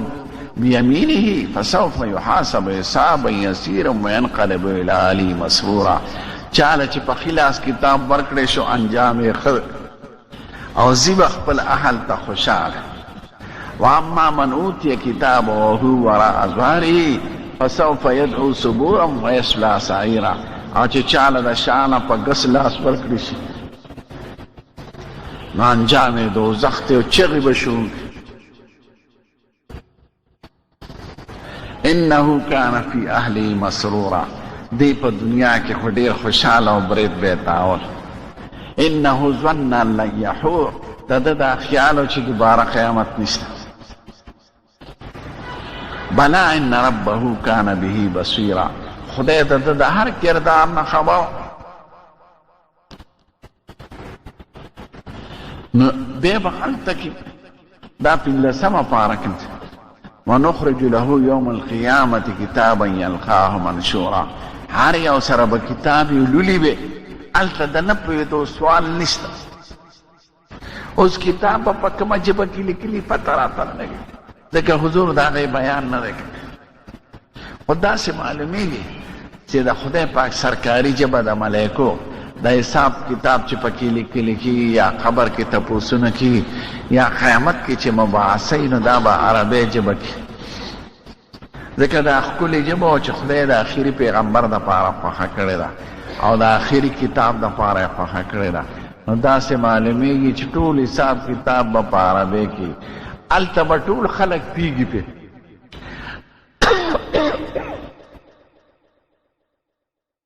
ورته چا ښودلي دي؟ د توتي یو شانتې ژبه د اواز دی، د خارو یو شانتې ده، د بلبل یو شانتې ده، ټپس بل شانتې ده، د کارغه بل شانتې. د هر چا ژبې جدا دي، دا ورته چا ښودلي دی؟ دا هغه فطري تعلیم دی چې خدای ورته ښایي. نه سکول وي، نه کتاب ویلی، نه لیکل کوي.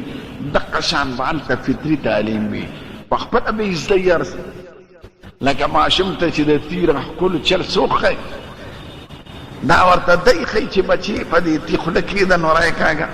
هغه په دې پوهېږي. یا که روس کې سبق ویلي، نو دا هغه فطري تعلیم دی. خدای پاک وایي 13مه پاره کې سبح اسم ربک الاعلی الذي خلق فسوى والذي قدر فهدى. خدای هغه ذات دی چې مخلوقات پیدا کړي دي او دوی ته د ژوند چلونه، د ژبو، د جالو، د بچو د تربیت، د خوراک، د څښاک، دا د مزاجونو بدلیدل، دا ولا خدای کړي. ګوره چیرلیم حیوان دی، ګډم حیوان دی او سپیم حیوان، دواړه په څلور بولي ګرځي او دواړه ناپوهه دي. خو د یو خوراک غوښه ده او د بل خوراک ګیا ده. سپي ته که قیمتي ونډکې دی، وږي ورته کېږي د جوارو شنه، او شوتل ورته کېږي نو نه خوري. او که ګډې چیرلې ته د ګډ غوښه کېږي مزېداره مسالېداره پخ کړې، هغه ورته خوله نه کوي. دا طبیعتونه ولا چا بدل کړي دي؟ دواړه حیوانات. نو دا طبیعتونو دا بدلېدل دا هغه فطري نظام دی چې خدای ولا کړی. دې کې د چا عقل چلیږي او د چا د امریکې او د روس او د پارټۍ او د لیډر دخل پکې شته، د چا د پلار هم دخل نشته پکې، او دا نظام د خدای دی. نو دغه شان فطري تعلیمات به وي، دی به په ژبه پوهېږي، په کتاب به پوهېږي. نو خدای وایي په قرآن شریف کې اقرأ کتابک کفا بنفسک اليوم علیک حسیبا. دا خپل کتاب ولوله، ته په خپله به حساب وکړې ځان ته. دا به څنګه محفوظ وي که پخوا چا ناشنا ګڼل، اوس خو داسې انسان آلات جوړوي چې هر شی پکې محفوظ وي، کمپیوټرایز دی هر څه، او په دې نورو آلاتو کې.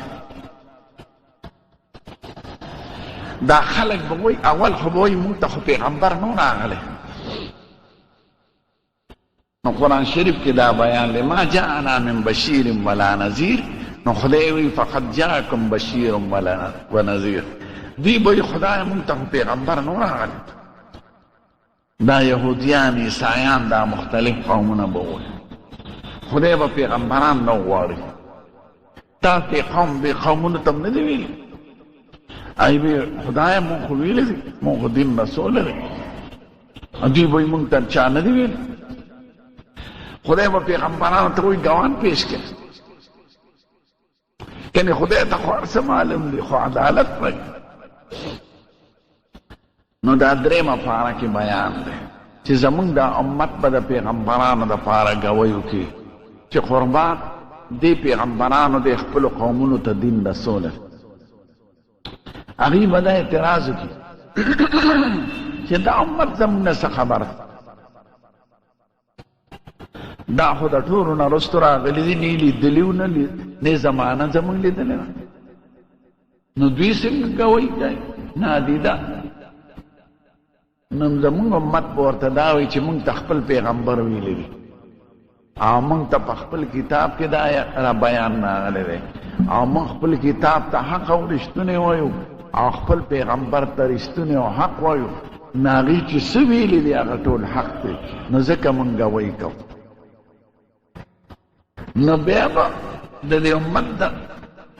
دپاره د تزکیې چې دا دوی ټیک وایي که خطا وایي، زموږ ښکلی پیغمبر به حاضر کړی شي چې ستا د امت صحیح وایي، نو دا قرآن شریف کې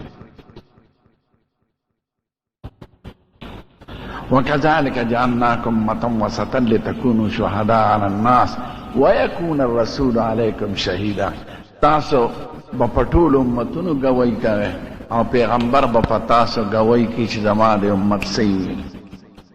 نو چې دا دغه شي، نو چې بیا ګوري دا خبره خو ختم شه، مونږ دا زنا نه ده کړې، صاحب دا راپسې هسې ملایکو لیکلي دي، دا غلام نه ده کړی، دام نه ده کړې، دا بت تم سجده نه ده، دا هسې راپسې لیکلي شوي دي. خدای پاک به نقشه څرګنده کړي. نو خدای وایي ووجدوا ما عملوا حاضرا، چې څه کړي دي مخامخ به ورته ښکاري. دا څوک ناست دی؟ دا سرکوزي د جوار غلا کوي او جوار ریبي، او دا څوک کوي دا تاش چې کوي، او دا څوک دی دا زنا چې کوي. اب تصویر به ټول ریکارډ کړي. لکه پخوا خو به چا مثلا دا خبره به ناشنا ګڼلې، اوس یې خو ویني په ټلویزیون کې هغه ساړه ټول ریکارډونه محفوظ دي. او که یو سړی خبرې نه انکار کړي دا څوک دی، نقشه به څرګنده شي. پخوا چې دا جزونه نور راغلی که نه، نو چې خلکو دومره واورېده د انګریزانو آخري زمانې وې چې یو شي دی د اوسپنې او په هوا کې الوځي، نو دلته زمونږ د پښتنو شیخانو د زړو ښځو توبې شروع کړې، وی لاړ قیامت راغی، اوسپنه هم په هوا ګرځي. نو چې په خپله یې ولیدل چې پکې ګرځي هغه هېڅ نه قیامت و نه کفر. خدای انسان له دومره طاقت ورکړی دی، نو هغه ذات چې د انسان له دومره طاقت ورکوي او هر یو له ورکوي مثلا، نو د هغه ټولو طاقتونه چې راوځی کړي، نو د هغې نه هم د خدای طاقت لوی دی، نو هغه نه شي کولی چې څه ویلي دي خدای پاک د هغې نمونې امت ته ښایي چې څوک ناشنا ونه ګڼي. نو خدای وایي ووجدوا ما عملوا حاضرا، چې څه کړي مخامخ به حاضري. دا څوک ناست دی؟ دا نسواري، دا غلا څوک کوي، دا رشوت څوک کوي، دا څوک؟ ځکه خدای وایي په سورت قاف کې ما یلفظ من قول الا لدیه رقیب عتید. بنیادم چې څه کوي، څه د خولې نه وباسي، نو دوه نګرانې ملایکې دي ورسره، هغه لیکي. نو چې دغه شي بد یې معلوم شي او نیکي معلومه شي، نو بیا مخکې د پولیس ورات رساله. درود شریف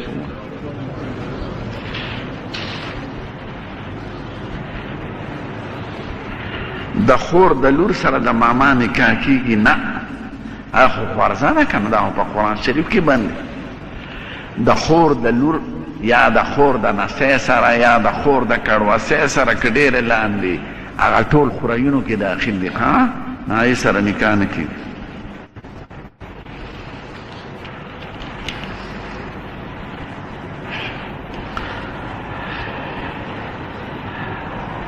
یو مریضان زیارت ته بوځي او بیا دعاګانې کوي. دا د خلقو رسمونه دي او اکثر په بدعاتو کې او بعضې وخت کې د شرک درجې ته رسي. یا بابا دې روح کې، نو بابا ځان نشي روغولی، تا به څه روغ او خو خدای ته محتاج ده. نو د پیغمبر نه، د ولی نه، د قبر نه دا سوال کول. او که په وسیله یاد کړي چې خدای، نو څو عالمانو وسیله روا ګڼي، خو د دې حکم نشته، نه واجب دی، نه سنت دی، نه مستحب دی، خدای ته برای راست سوال کړه. نو وسیله بعضې عالمان جایز دی، ځکه هغه د هغه نه سوال نه د خدای نه سوالي، د انسان نه به سوال نه کوي. دا چې زیارتونه نه ناست دي، دا ټګان توران دروغجن حرام خواه. زیارت خو د عبرت ځای دی، نو دوی پې غلافونه واچي او جنډې خوري کړي او مالګې ځان ته کېږدي او خلقو ته بیانونه کوي چې راځئ. هلکه زیارت د عبرت ځای دی چې سړي ته آخرت رایاد شي، سړي ته مرګ رایاد شي، د تجارت ځای نه دی. زناورو نسوار خرڅول دي ښه دي، ځان له ګونګړي خرڅوی خبر خو ده، او قبرون بیسي ځوانان ښځې د اولیاو د کرام هغه ښکلې خلک خو د هغې نه د فسق و فجور اډې جوړې کړي. تاسو لاړ شئ د بعض زیارتونو له دا ناوې کړې ښځې شونډې سرې کړې او ګنده عملونو کې مبتلا دا ولې خبر دې دپاره دی دا خو تاسو د اولیاو بې عزتي کوئ نه هغه د عبرت دپاره دی چې ښکلی مبارک سړی دی دا د قبر کې پروت دی زما به څه حالي ده سره خو به خدای احسانات وکړي زه په خپل ځان جاړم قبر نه به سوال نه کوه نه به په دې غرض دی قبر د عبرت حضور پاک اول د زیارت ته منع کړې وه نه به ځې بیا په آخر کې وی ما منع کړې وی خو ځې والا فانها تذکر الاخره دا سړي ته آخرت را یادوي چې دا قبر دی زما د پلار دا زما د مور دا زما د نیا دا زما د نیکه زما نه مخکې مړه دی دقه ما آخرت به را یاد کړي هغه ته دعا وکړه بس نو قبر نه ناوې جوړول او د فسق و فجور اډې ته جوړول او سوالونه د هغه نه کول دا ښه کار نه دی دا د جاهلانو رسم دی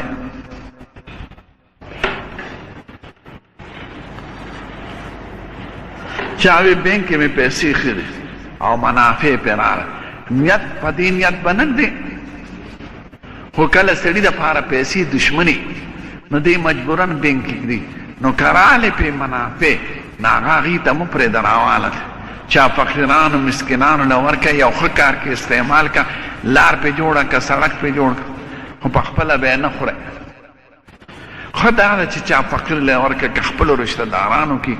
او که بار یتیمانو کې خو په دې نیت پې نه ورکوې چې دا د خدای د دربار د نزدېکت ذریعه وګڼم نه په دې نیت به ورکوې چې دا ګنده مال دی د خپل مال نه یې لر کوم ما ته د دې عمل حکم دی زه په دې عمل ځکه لکه جومات ته سړی راننوځي او په وښو باندې سپي غول کړي نو تا ته دا حکم دی چې دا اودس ماتې وغورځوه نو دا به نه وی چې دا اودس ماتې د خدای په نوم غورځوم نه دا ما ته حکم دی چې دا جومات پاک کا دا ګندګي دې لر کا نو ته به په دې نیت ځان نه لر کې په حرامو به خدای ته ځان نه نږدې کوې په دې دفع کولو په دې عمل باندې خدای ثواب درکوي استخاره یو ځلم بس ده استخارې حقیقت د خدای نه سوال کول دی خامخا په زړه کې راتلل څه ضروري نه دی خو چې په کوم طرف ته شروع کړه هغې کې به انشاءالله خیر وي ځکه تا خدای ته دې ځان وسپاره خپله بندګي او عاجزي دې خدای ته پیش کړه نو خدای پیشه او د هغه ښکلې فیصلې پیشه انشاءالله تعالی به پکې خدای خیر درکړي خوب لیدل پکې ضروري نه دي استخاره معنا طلب د خیر د خدای نه نو دا دعا ده سړي لانټو شي ورغې په مانځه کې الحمدلله نشته په مانځه کې خو که ویې ویله فرض که په خپله نو مونځ پې نه ماتېږي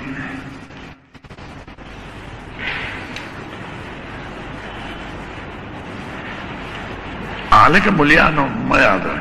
مسواک او برش مسواک اصلي سنت دی برش چې هله به استعمالوئ چې مسواک نی مسواک د حضور طریقه ده او په مسواک کې اثر دی تریخوالی نو غاښونو نه جراثیم لر کي د معدې صفۍ راشي خوله پاکه شي بل دا چې مسواک په ژبه هم سړی والي په ژبه به یې وښه ژبه چې داسې راوباسي تالو پورې ځکه په دې ژبه بلغمي ماده جمع شوي او برش خو سړی نشي والی په ژبه برش کې خوند نه نو چې مسواک وي نو برش به نه استعمالوئ ټیک ته چې مسواک نه نو برش ته هغه په دې استعمالیږي دا ګوته استعمالیدی شي او په ګوته ټوکړه ته وکړي ټوکړه داسې شغه شان ټوکړه او په غاښونو یې ومږي نو د مسواک کار کوي خو دا علی چې مسواک نه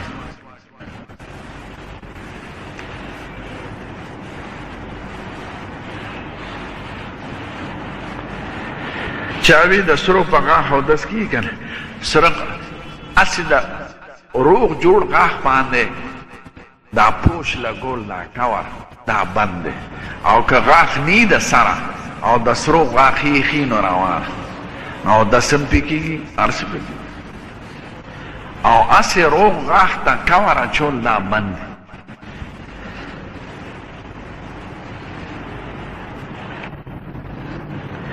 د سلام نه مخکې چې امام سره پار وخت شریک شوې نو تعالی به خدای د جمع ثواب درکړي.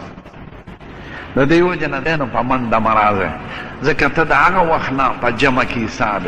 نو هر ځای کې چې د امام سره شریک شو تعالی خدای د جمع ثواب درکړي. او که سلام هم درنه امام وګرځئ نو ته چونکې را روان شوي د جمع په نیت نو خدای به ثواب د جمع درکړي.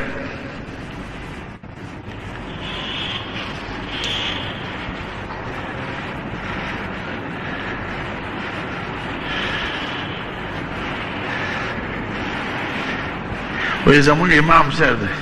هغه په خیرات کې ډېره غلطي کوي او زه پې پوهېږم چې غلطي کوي نو په خوږه ورته ووایه چې صحیح که کنی علا بلا د هغه په سر ستا مونځ صحیح دی بلکل.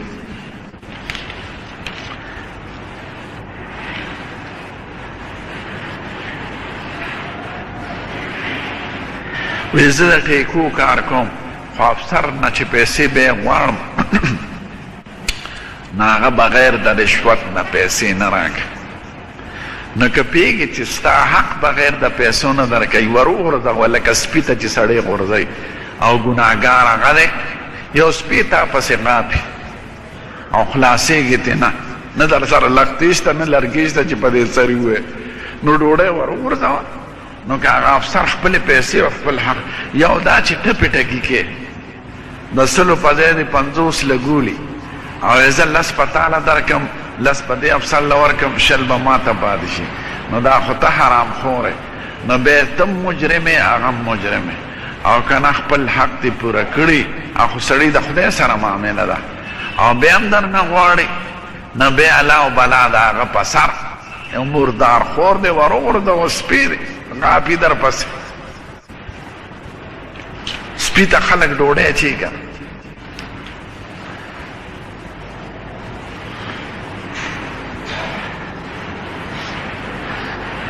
یو سړی ښځه که فرضي تپوس دی که ښځه او خاوند ښځې داخله کړې وه او خاوند یې مړ شو عدت کې. اصل مسله خو دا چې د عدت والا ښځه دې نه ځي چرته او که داسې مجبورې حالات وي نو بیا څه ګنجایش شته.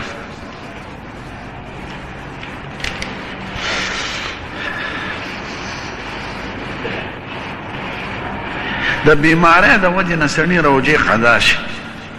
نو چې روغ شي که نه او روغ جوړې روجې نیوي شي نو فدیه به نه ورکوي روجې به نیسي. او هغه بیمار که د ده نیت دا و چې زه به روجې نیسم قضا او بیمار په بیمار پاتې شو بیا مړ شو نو هېڅ پې نشته نه پې روجه شته نه په فدیه شته. او داسې بیمار چې د بیمارۍ د جوړېدو امید یې نه لکه ټي بي وي مثلا یا د ګردې بیماري وي یا د زړه بیماری وي چې مسلمان ډاکټر ورته دا ووایي چې ستا دپاره روژه نقصاني ده نو بیا د فدیه ورکوي. د یوې روژې په سر 2 وخته یو مسکین ته ډوډۍ ورکوه ډوډۍ ګولې ورکوه که جومات کې هم څوک او که دغه نه شی کولی نو 2 کیلو غنم د یوې روژې بدل یا د هغې پیسې فقیرانو مسکینانو چاوی اوټ استعمالول پکار دی نه چې عالم نیک سړی د هغه په شکل کې درته دینداري ښکاري نو بیا اوټ ورکړه ځکه حمایت د حق پکار دی. او که پوهېږي چې ده کې نه دین شته نه د دین خبره کوي صرف د حضرت خېټې اواز کوي دا خلک ناپوهه دي زموږ ټول لوڼه دي خو دوی پوهېږي نه ځکه څوک د غریب اواز کوي څوک د پښتون اواز کوي څوک د صوبې اواز کوي څوک د کارخانې اواز کوي. هلکه دا اوازونه هم ټول ښکلې خبرې دي خو یو قاعدې ماتح به ته غواړئ که نه نا قاعده څه ده قانون څه دی د انګریز په قانون یې غواړئ که د دین په قانون. زه یو سړي باندې ویم چې دا ځمکه در سره زما کېږي نو ما نه به عدالت تپوس کوي چې په څنګه دعوه کوې نو دا به وایم چې دا مې ورور دی د پلار مال دی زما ورسره حصه یا ورسره زه شریک یم نو د شرکت په بنیاد نو هغه بنیاد باندې چې ته دا حق غواړې هغه بنیاد څه شی دی؟ بنیاد خو د خدای قانون دی. خدای قانون کې غریب هم دی پښتون هم دی کارخانه هم ده مزدور هم دی نو دا ټولې دا غلام دی مجرمان هم دی جرایم هم دی. دا مجرمان به په څه ختمېږي؟ د خدای په قانون ته د غواکار یو څو پانسي کا او د چوک کې دغه که بیا به څوک کوي قانون ورته نشته نو په تش په خبرو خو نه بندېږي که دا ټول لیډران دغه شي نو مجرمان به ختم نشي غواګانې به ختم نشي ځکه قانون غلط دی نو ته چې هر څه غواړې موږ د دې ټولو خیر خوا یو هرې پاټی خو ورته وایو دا چې څه وی ښکلې خبرې دي موږ در سره شریک وو خو د کمې قاعدې په بنیاد به یې غواړې قاعده څه ده قاعده نه بدلې او دا غواړې دا برتوي په کوم بنیاد یې غواړې د برطانیې په قانون یې غواړې د امریکې په قانون یې غواړې که د خدای او د رسول په قانون نو موږ دا وایو چې څوک دا وایي چې د خدای قانون نو ټیک ته موږ مسلمانان یو زموږ یو قانون شته موږ انګریزان څه کوو امریکا څه کوو نو هغه قاعده که درته څوک دا وایي چې یو قانون بدلېدل یو نظام بدلېدل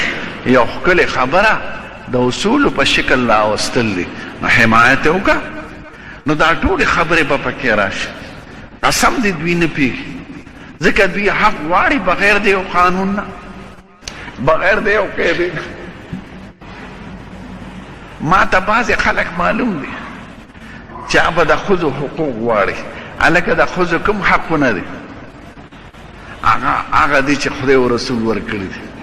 نو هغه د قانون مطابق او که نه د برطانیې په طرز یې غواړم نو دا خو مسلمان سره نه ښایي ته د برطانیې د ښځو نه خبرې هغې نه خو سپی جوړې شوي دي د رنګ ورځ ته مه ګوره چې موټرو کې ګرځي دنې وګوره نسب یې محفوظ دی نه عزت یې محفوظ دی نه ژوند یې محفوظ دی نه موږ ته نازمه جوړو موږ ته دا جوړو هلکه دا پردي سړي سره ناسته یو سره سنت یې برابر کړي هغه هم ورته سره سنت برابر کړي د هغې منځ کې څه پاتې شو او بچي به وله څوک سنبالوي او د کور خدمت به څوک کوي قسم دی په مخ د ځمکې د مسلمان ښځه عزتمنده ده چې د اسلام د قانون مطابق ژوند تېروي موږ ورته وایو حق دا دی چې میراث به ورکوې قسم دی ما ته لیډران معلوم دي د ښځو د حقونو آواز کوي خو لوریانې او خویندې نه دي واده کړی ځکه وایي میراث به رانه لاړ شي یټې زه نه دا ستا خور نه ته د خپلې ښځې سره ژوند ښه په ښکلې بسترو کې تېری او خور دې د چرګو په کوټنۍ کې د وږو په کوټنۍ کې ژوند تېر که سر یې سپین شي ځکه یو څو جربه ځمکه به رانه لاړه شي دا حق دی خدای او رسول دا حق ورکړی دی چې نه ته ورورې دا د خور ده څنګه چې د پلار په مال کې ستا حصه ده نو د دې خور د حصه ده خو دا تا سره خدای احسان کړی دی هغې له نیم ورکړي تا ورکړی دی دا نه دا خو نه ورکوم خو د ښځو حقوق غواړم څه حق دی چې بار ته روځي ټانګې یو پل روان دی او بل ولاړ دی چې دا دویم پل مو چلو دا دروغجن نه دی نه هغه قانون چې زموږ دین دی مهر د هغې حق دی ټوله ذمهواري تاسو لاړ شئ برطانیه کې ودونه څنګه کېږي د ښځې بال بچ خرچ چې جدا شي بال بچ خرچ ټول په ښځې او ښځه به ګوري سړی ځان له او سړی به ورته بینک بیلنس کې څومره دی څومره سرمایه در سره ده څه کار کولی شي هغه قانون باندې د ښځو ازادي غواړئ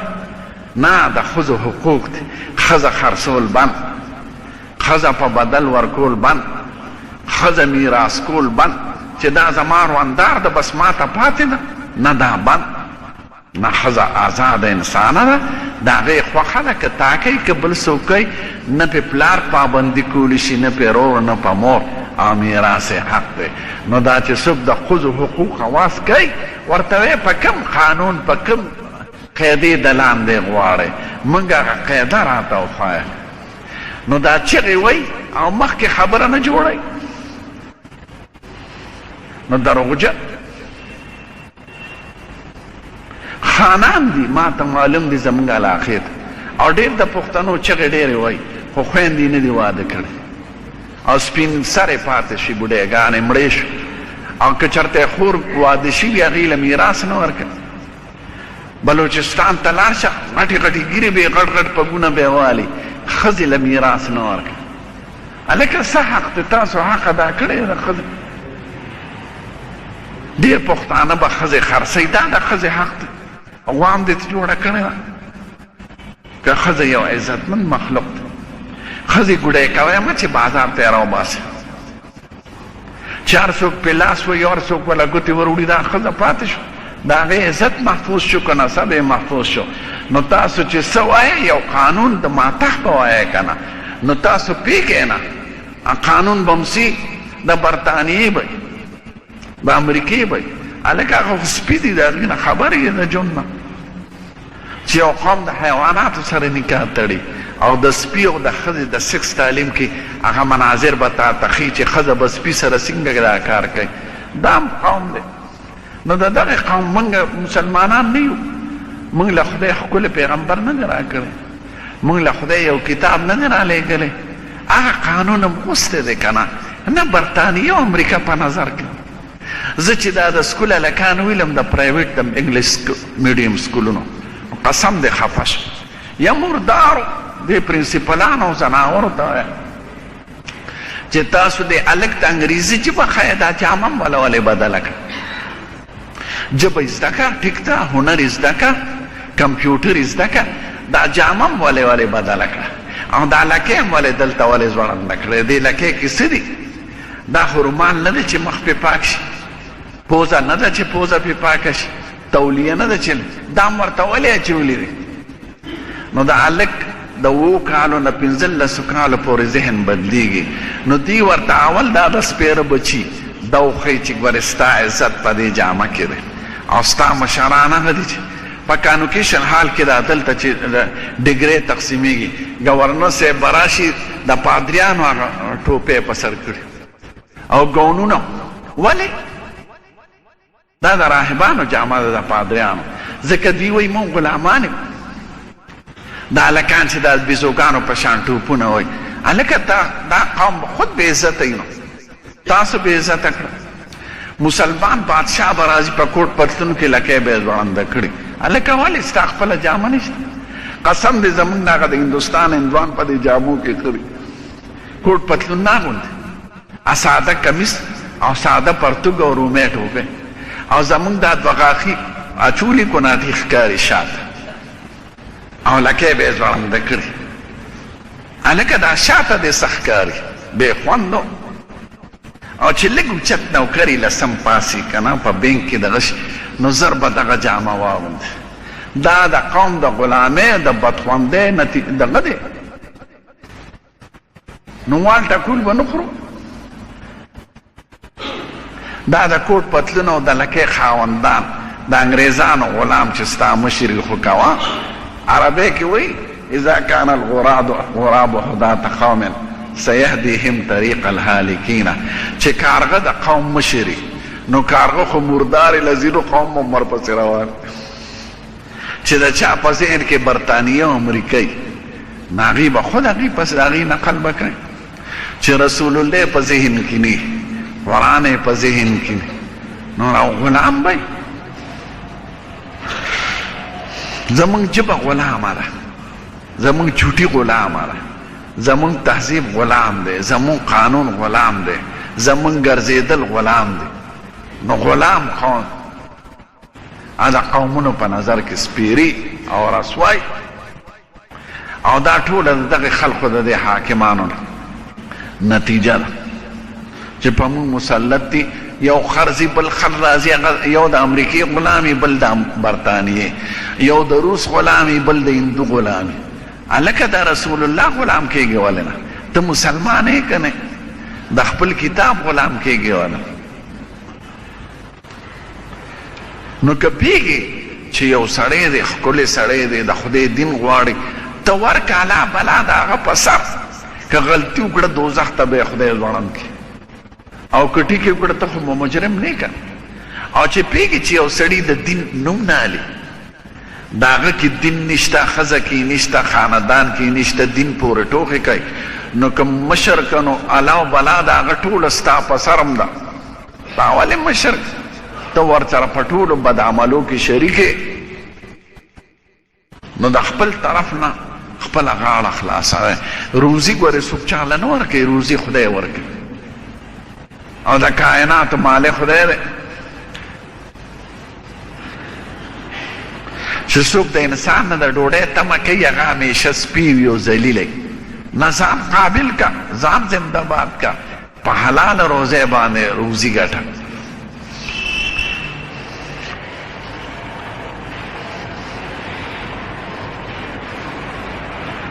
چې عمرې له لاړ شي اول ته پاتې کېدی شي نو حج پې فرض ده ښه که څه شریر رکاوټ نه یا بیماري خدای دا بیماری روغ کړي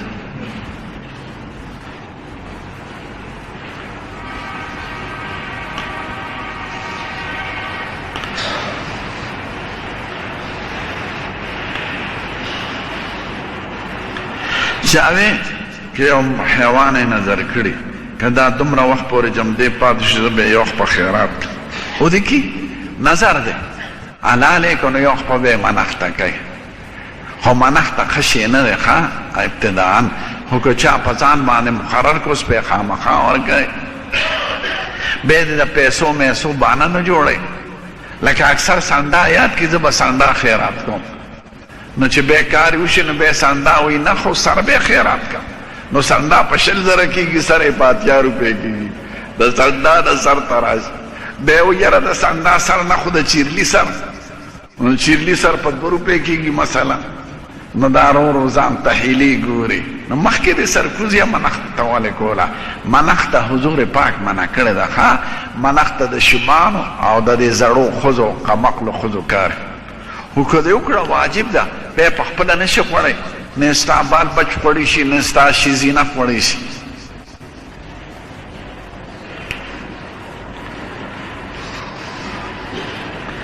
حضرت شعیب علیه السلام کوم ځای دی وادي مدین کې دی مدین په صحرای سینا کې د غرونو منځ کې علاقه ده هلته ده صحرای سینا 2 ضلعې ده یو جنوبي یو شمالي نو دی په جنوبي حصه کې ښخ دی که چا د 2 سجدو په ځای 3 سجدې وکړئ سجده پې نشته بس ختم ده خبره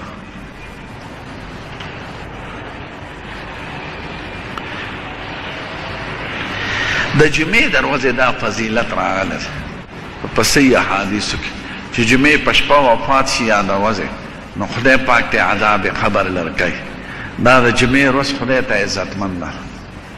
او د چهارشنبې د ګل نه دی راغلی ما ته نه دی معلوم نه مې اورېدلی که څوک په چا دروغ وتړي قتل یې روا دی که نه نه قتل په شریعت دا خو هر چا له د خپلو فیصلو اختیار ورکوي نو بني آدم خو جذباتي دی او بني آدم ناپویه دی د به خپل لور لیدلي چې چا سره ولاړه د ګړز بتې وباسي یا ښځې به چا سره خندلي ګړز بتې وباسي نه دا د عدالت کار دی حکومت کار هم دا دی چې جرایم به هغه ختموي شخصي طور سره ته په خپله بدل نشي اخیستی هغه وخت کې کولی شي چې ته کور پروت دی ستا په ښځه څوک راځي نو تی ویشتې شي ستا په مال څوک حمله کوي نو دا شریعت تا ته حق درکړی دی دفاع کولی شي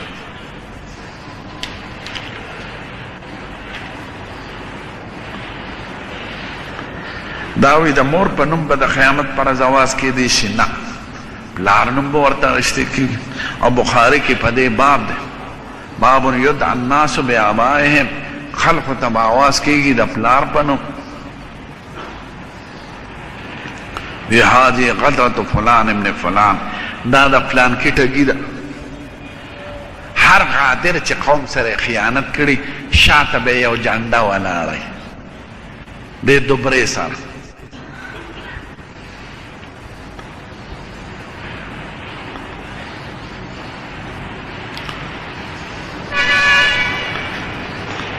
چې ښځه طلاقه کړي نو د عدت په دوران کې د هغې استوګنه او نفقه په خاوند ده خو خاوند به ورسره کور کې نه اوسېږي بیا خو بیا د تبلیغیانو خبره تقاضا پوره نه کړي نه هغه مدت کې به د خاوند باري خو کور به ښځې ته خوشي پرېږدي او خرچه به ورله رالیږي چې موده د عدت یې ختم شي نو بس ښځې بیا حق نشته بیا د ځان له بل خاوند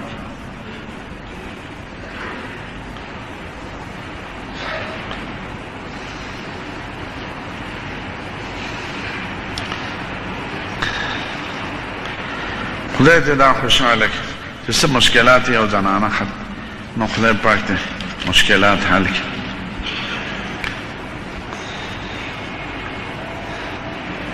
بعض شیعگان صحابه سره بعض صحابه سره علیه السلام وای. نه علیه السلام لغوي معنا خو روانه په د سلامي، خو بعضې کلمې داسې چې هغه د یو قوم دپاره یو نښه ګرځېدلي، لکه موږ خو د خدای پاک نوم سره وایو جل جلاله، لوی د شان د هغه، عز اسمه، ښکلی د نوم د هغه. نو دا خو پیغمبرم ښکلی نوم دی او د پیغمبرم لوی شان دی، خدا د خدای د نوم سره باله حضور پاک نوم سره بناله. دا یو ادب دی. اوس زمون ښکلی پیغمبر سره صلی الله علیه وسلم خدای دې په هغه رحمتونه وورئ او سلامونه دې پې وورئ. نو دا خو لغتا هر چا ته ویلی شي چې خدای دې په ده سلام او رحمت وورئ، خدا د حضور پاک سره راغلی دی، نو بل چا سره مه استعمالوئ. دارنګې علیه السلام په ده دې سلام وي. نو سلام خو په لغت کې څه بده خبره نه ده، خدا د پیغمبرانو سره راغلی دی. بغیر د پیغمبرانو نه به چا ته نه وي، هسې نه چې بل چا سره ووایې نو هغه سره دغه رانشي، شرک یا شبه رانشي. بعضې خلک وایي درود بر خمیني، بعضې خلک وایي درود بر لینت. په شمالي اتحاد کې دا کمیونست مزاج خلکو به وایي درود بر لینت، او شیعګان وایي درود بر خمیني. نه، درود په حضور پاک راغلی. ټیک ته که ستاسو خوښې دعا ورته کوه، که مسلمان یې، مثلا مسلمان خدا که نور درود لفظ علیه السلام دا به نه وی، دا پیغمبرانو سره راغلی. او که د هغې ته بل څه مطلب وي هغې کې موږ ورسره اتفاق نه کوو. د یو ښځې خاوند ورک شوي او پته یې نه لګي، نو زموږ مذهب خو په خپله ډېر سخت دی په دې باب کې.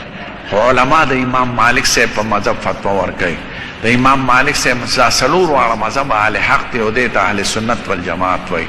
هغه وایي چې یو څلور کاله خاوند روکي او هېڅ پته یې نه لګي د ژوند او د مرګ، او د خاوند د ښځې سره نزدېکت کړي مدخول بها وي، نو د ښځې د طرفه هم یو دوه مشران راشي او د سړي د طرفه، او دا فیصله به وکړي چې نن نه موږ هغه سړی مړ حساب کړ، نو هغه به حکمن مړ شي.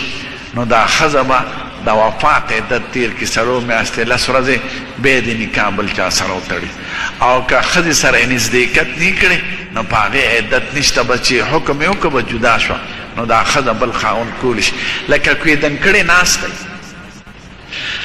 او خاوند دی، نو دا خو په ښځه ظلم دی. آخر د ښځې حق شته که نه، ځواني ده، ښځه ده، تقاضا دی، نو دا شریعت. اوس که فرض که هغه دا خو ګناه ده، سړي ده، که جمدي وي ولې خبر نه رالیږي؟ فرض که هغه پیدا شو راشو هغه وایي زه کافرانو نیولی وم مثلا یا داسې، نو د هغه دویم خاوند نه نکاح ختم شه.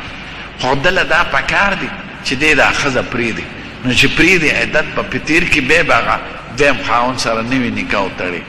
او که نه پرېږدي نو ښځه د ده ده، دا دویم خاوند نکاح اټومیټک پس ختم شو. درود شریف ووایه. الحمد لله رب العالمين والصلاة والسلام على سيد الأنبياء والمرسلين وعلى آله الطيبين وآله. خدای زموږ ملک او زموږ دا قوم د کافرانو د شرارتونو نه محفوظ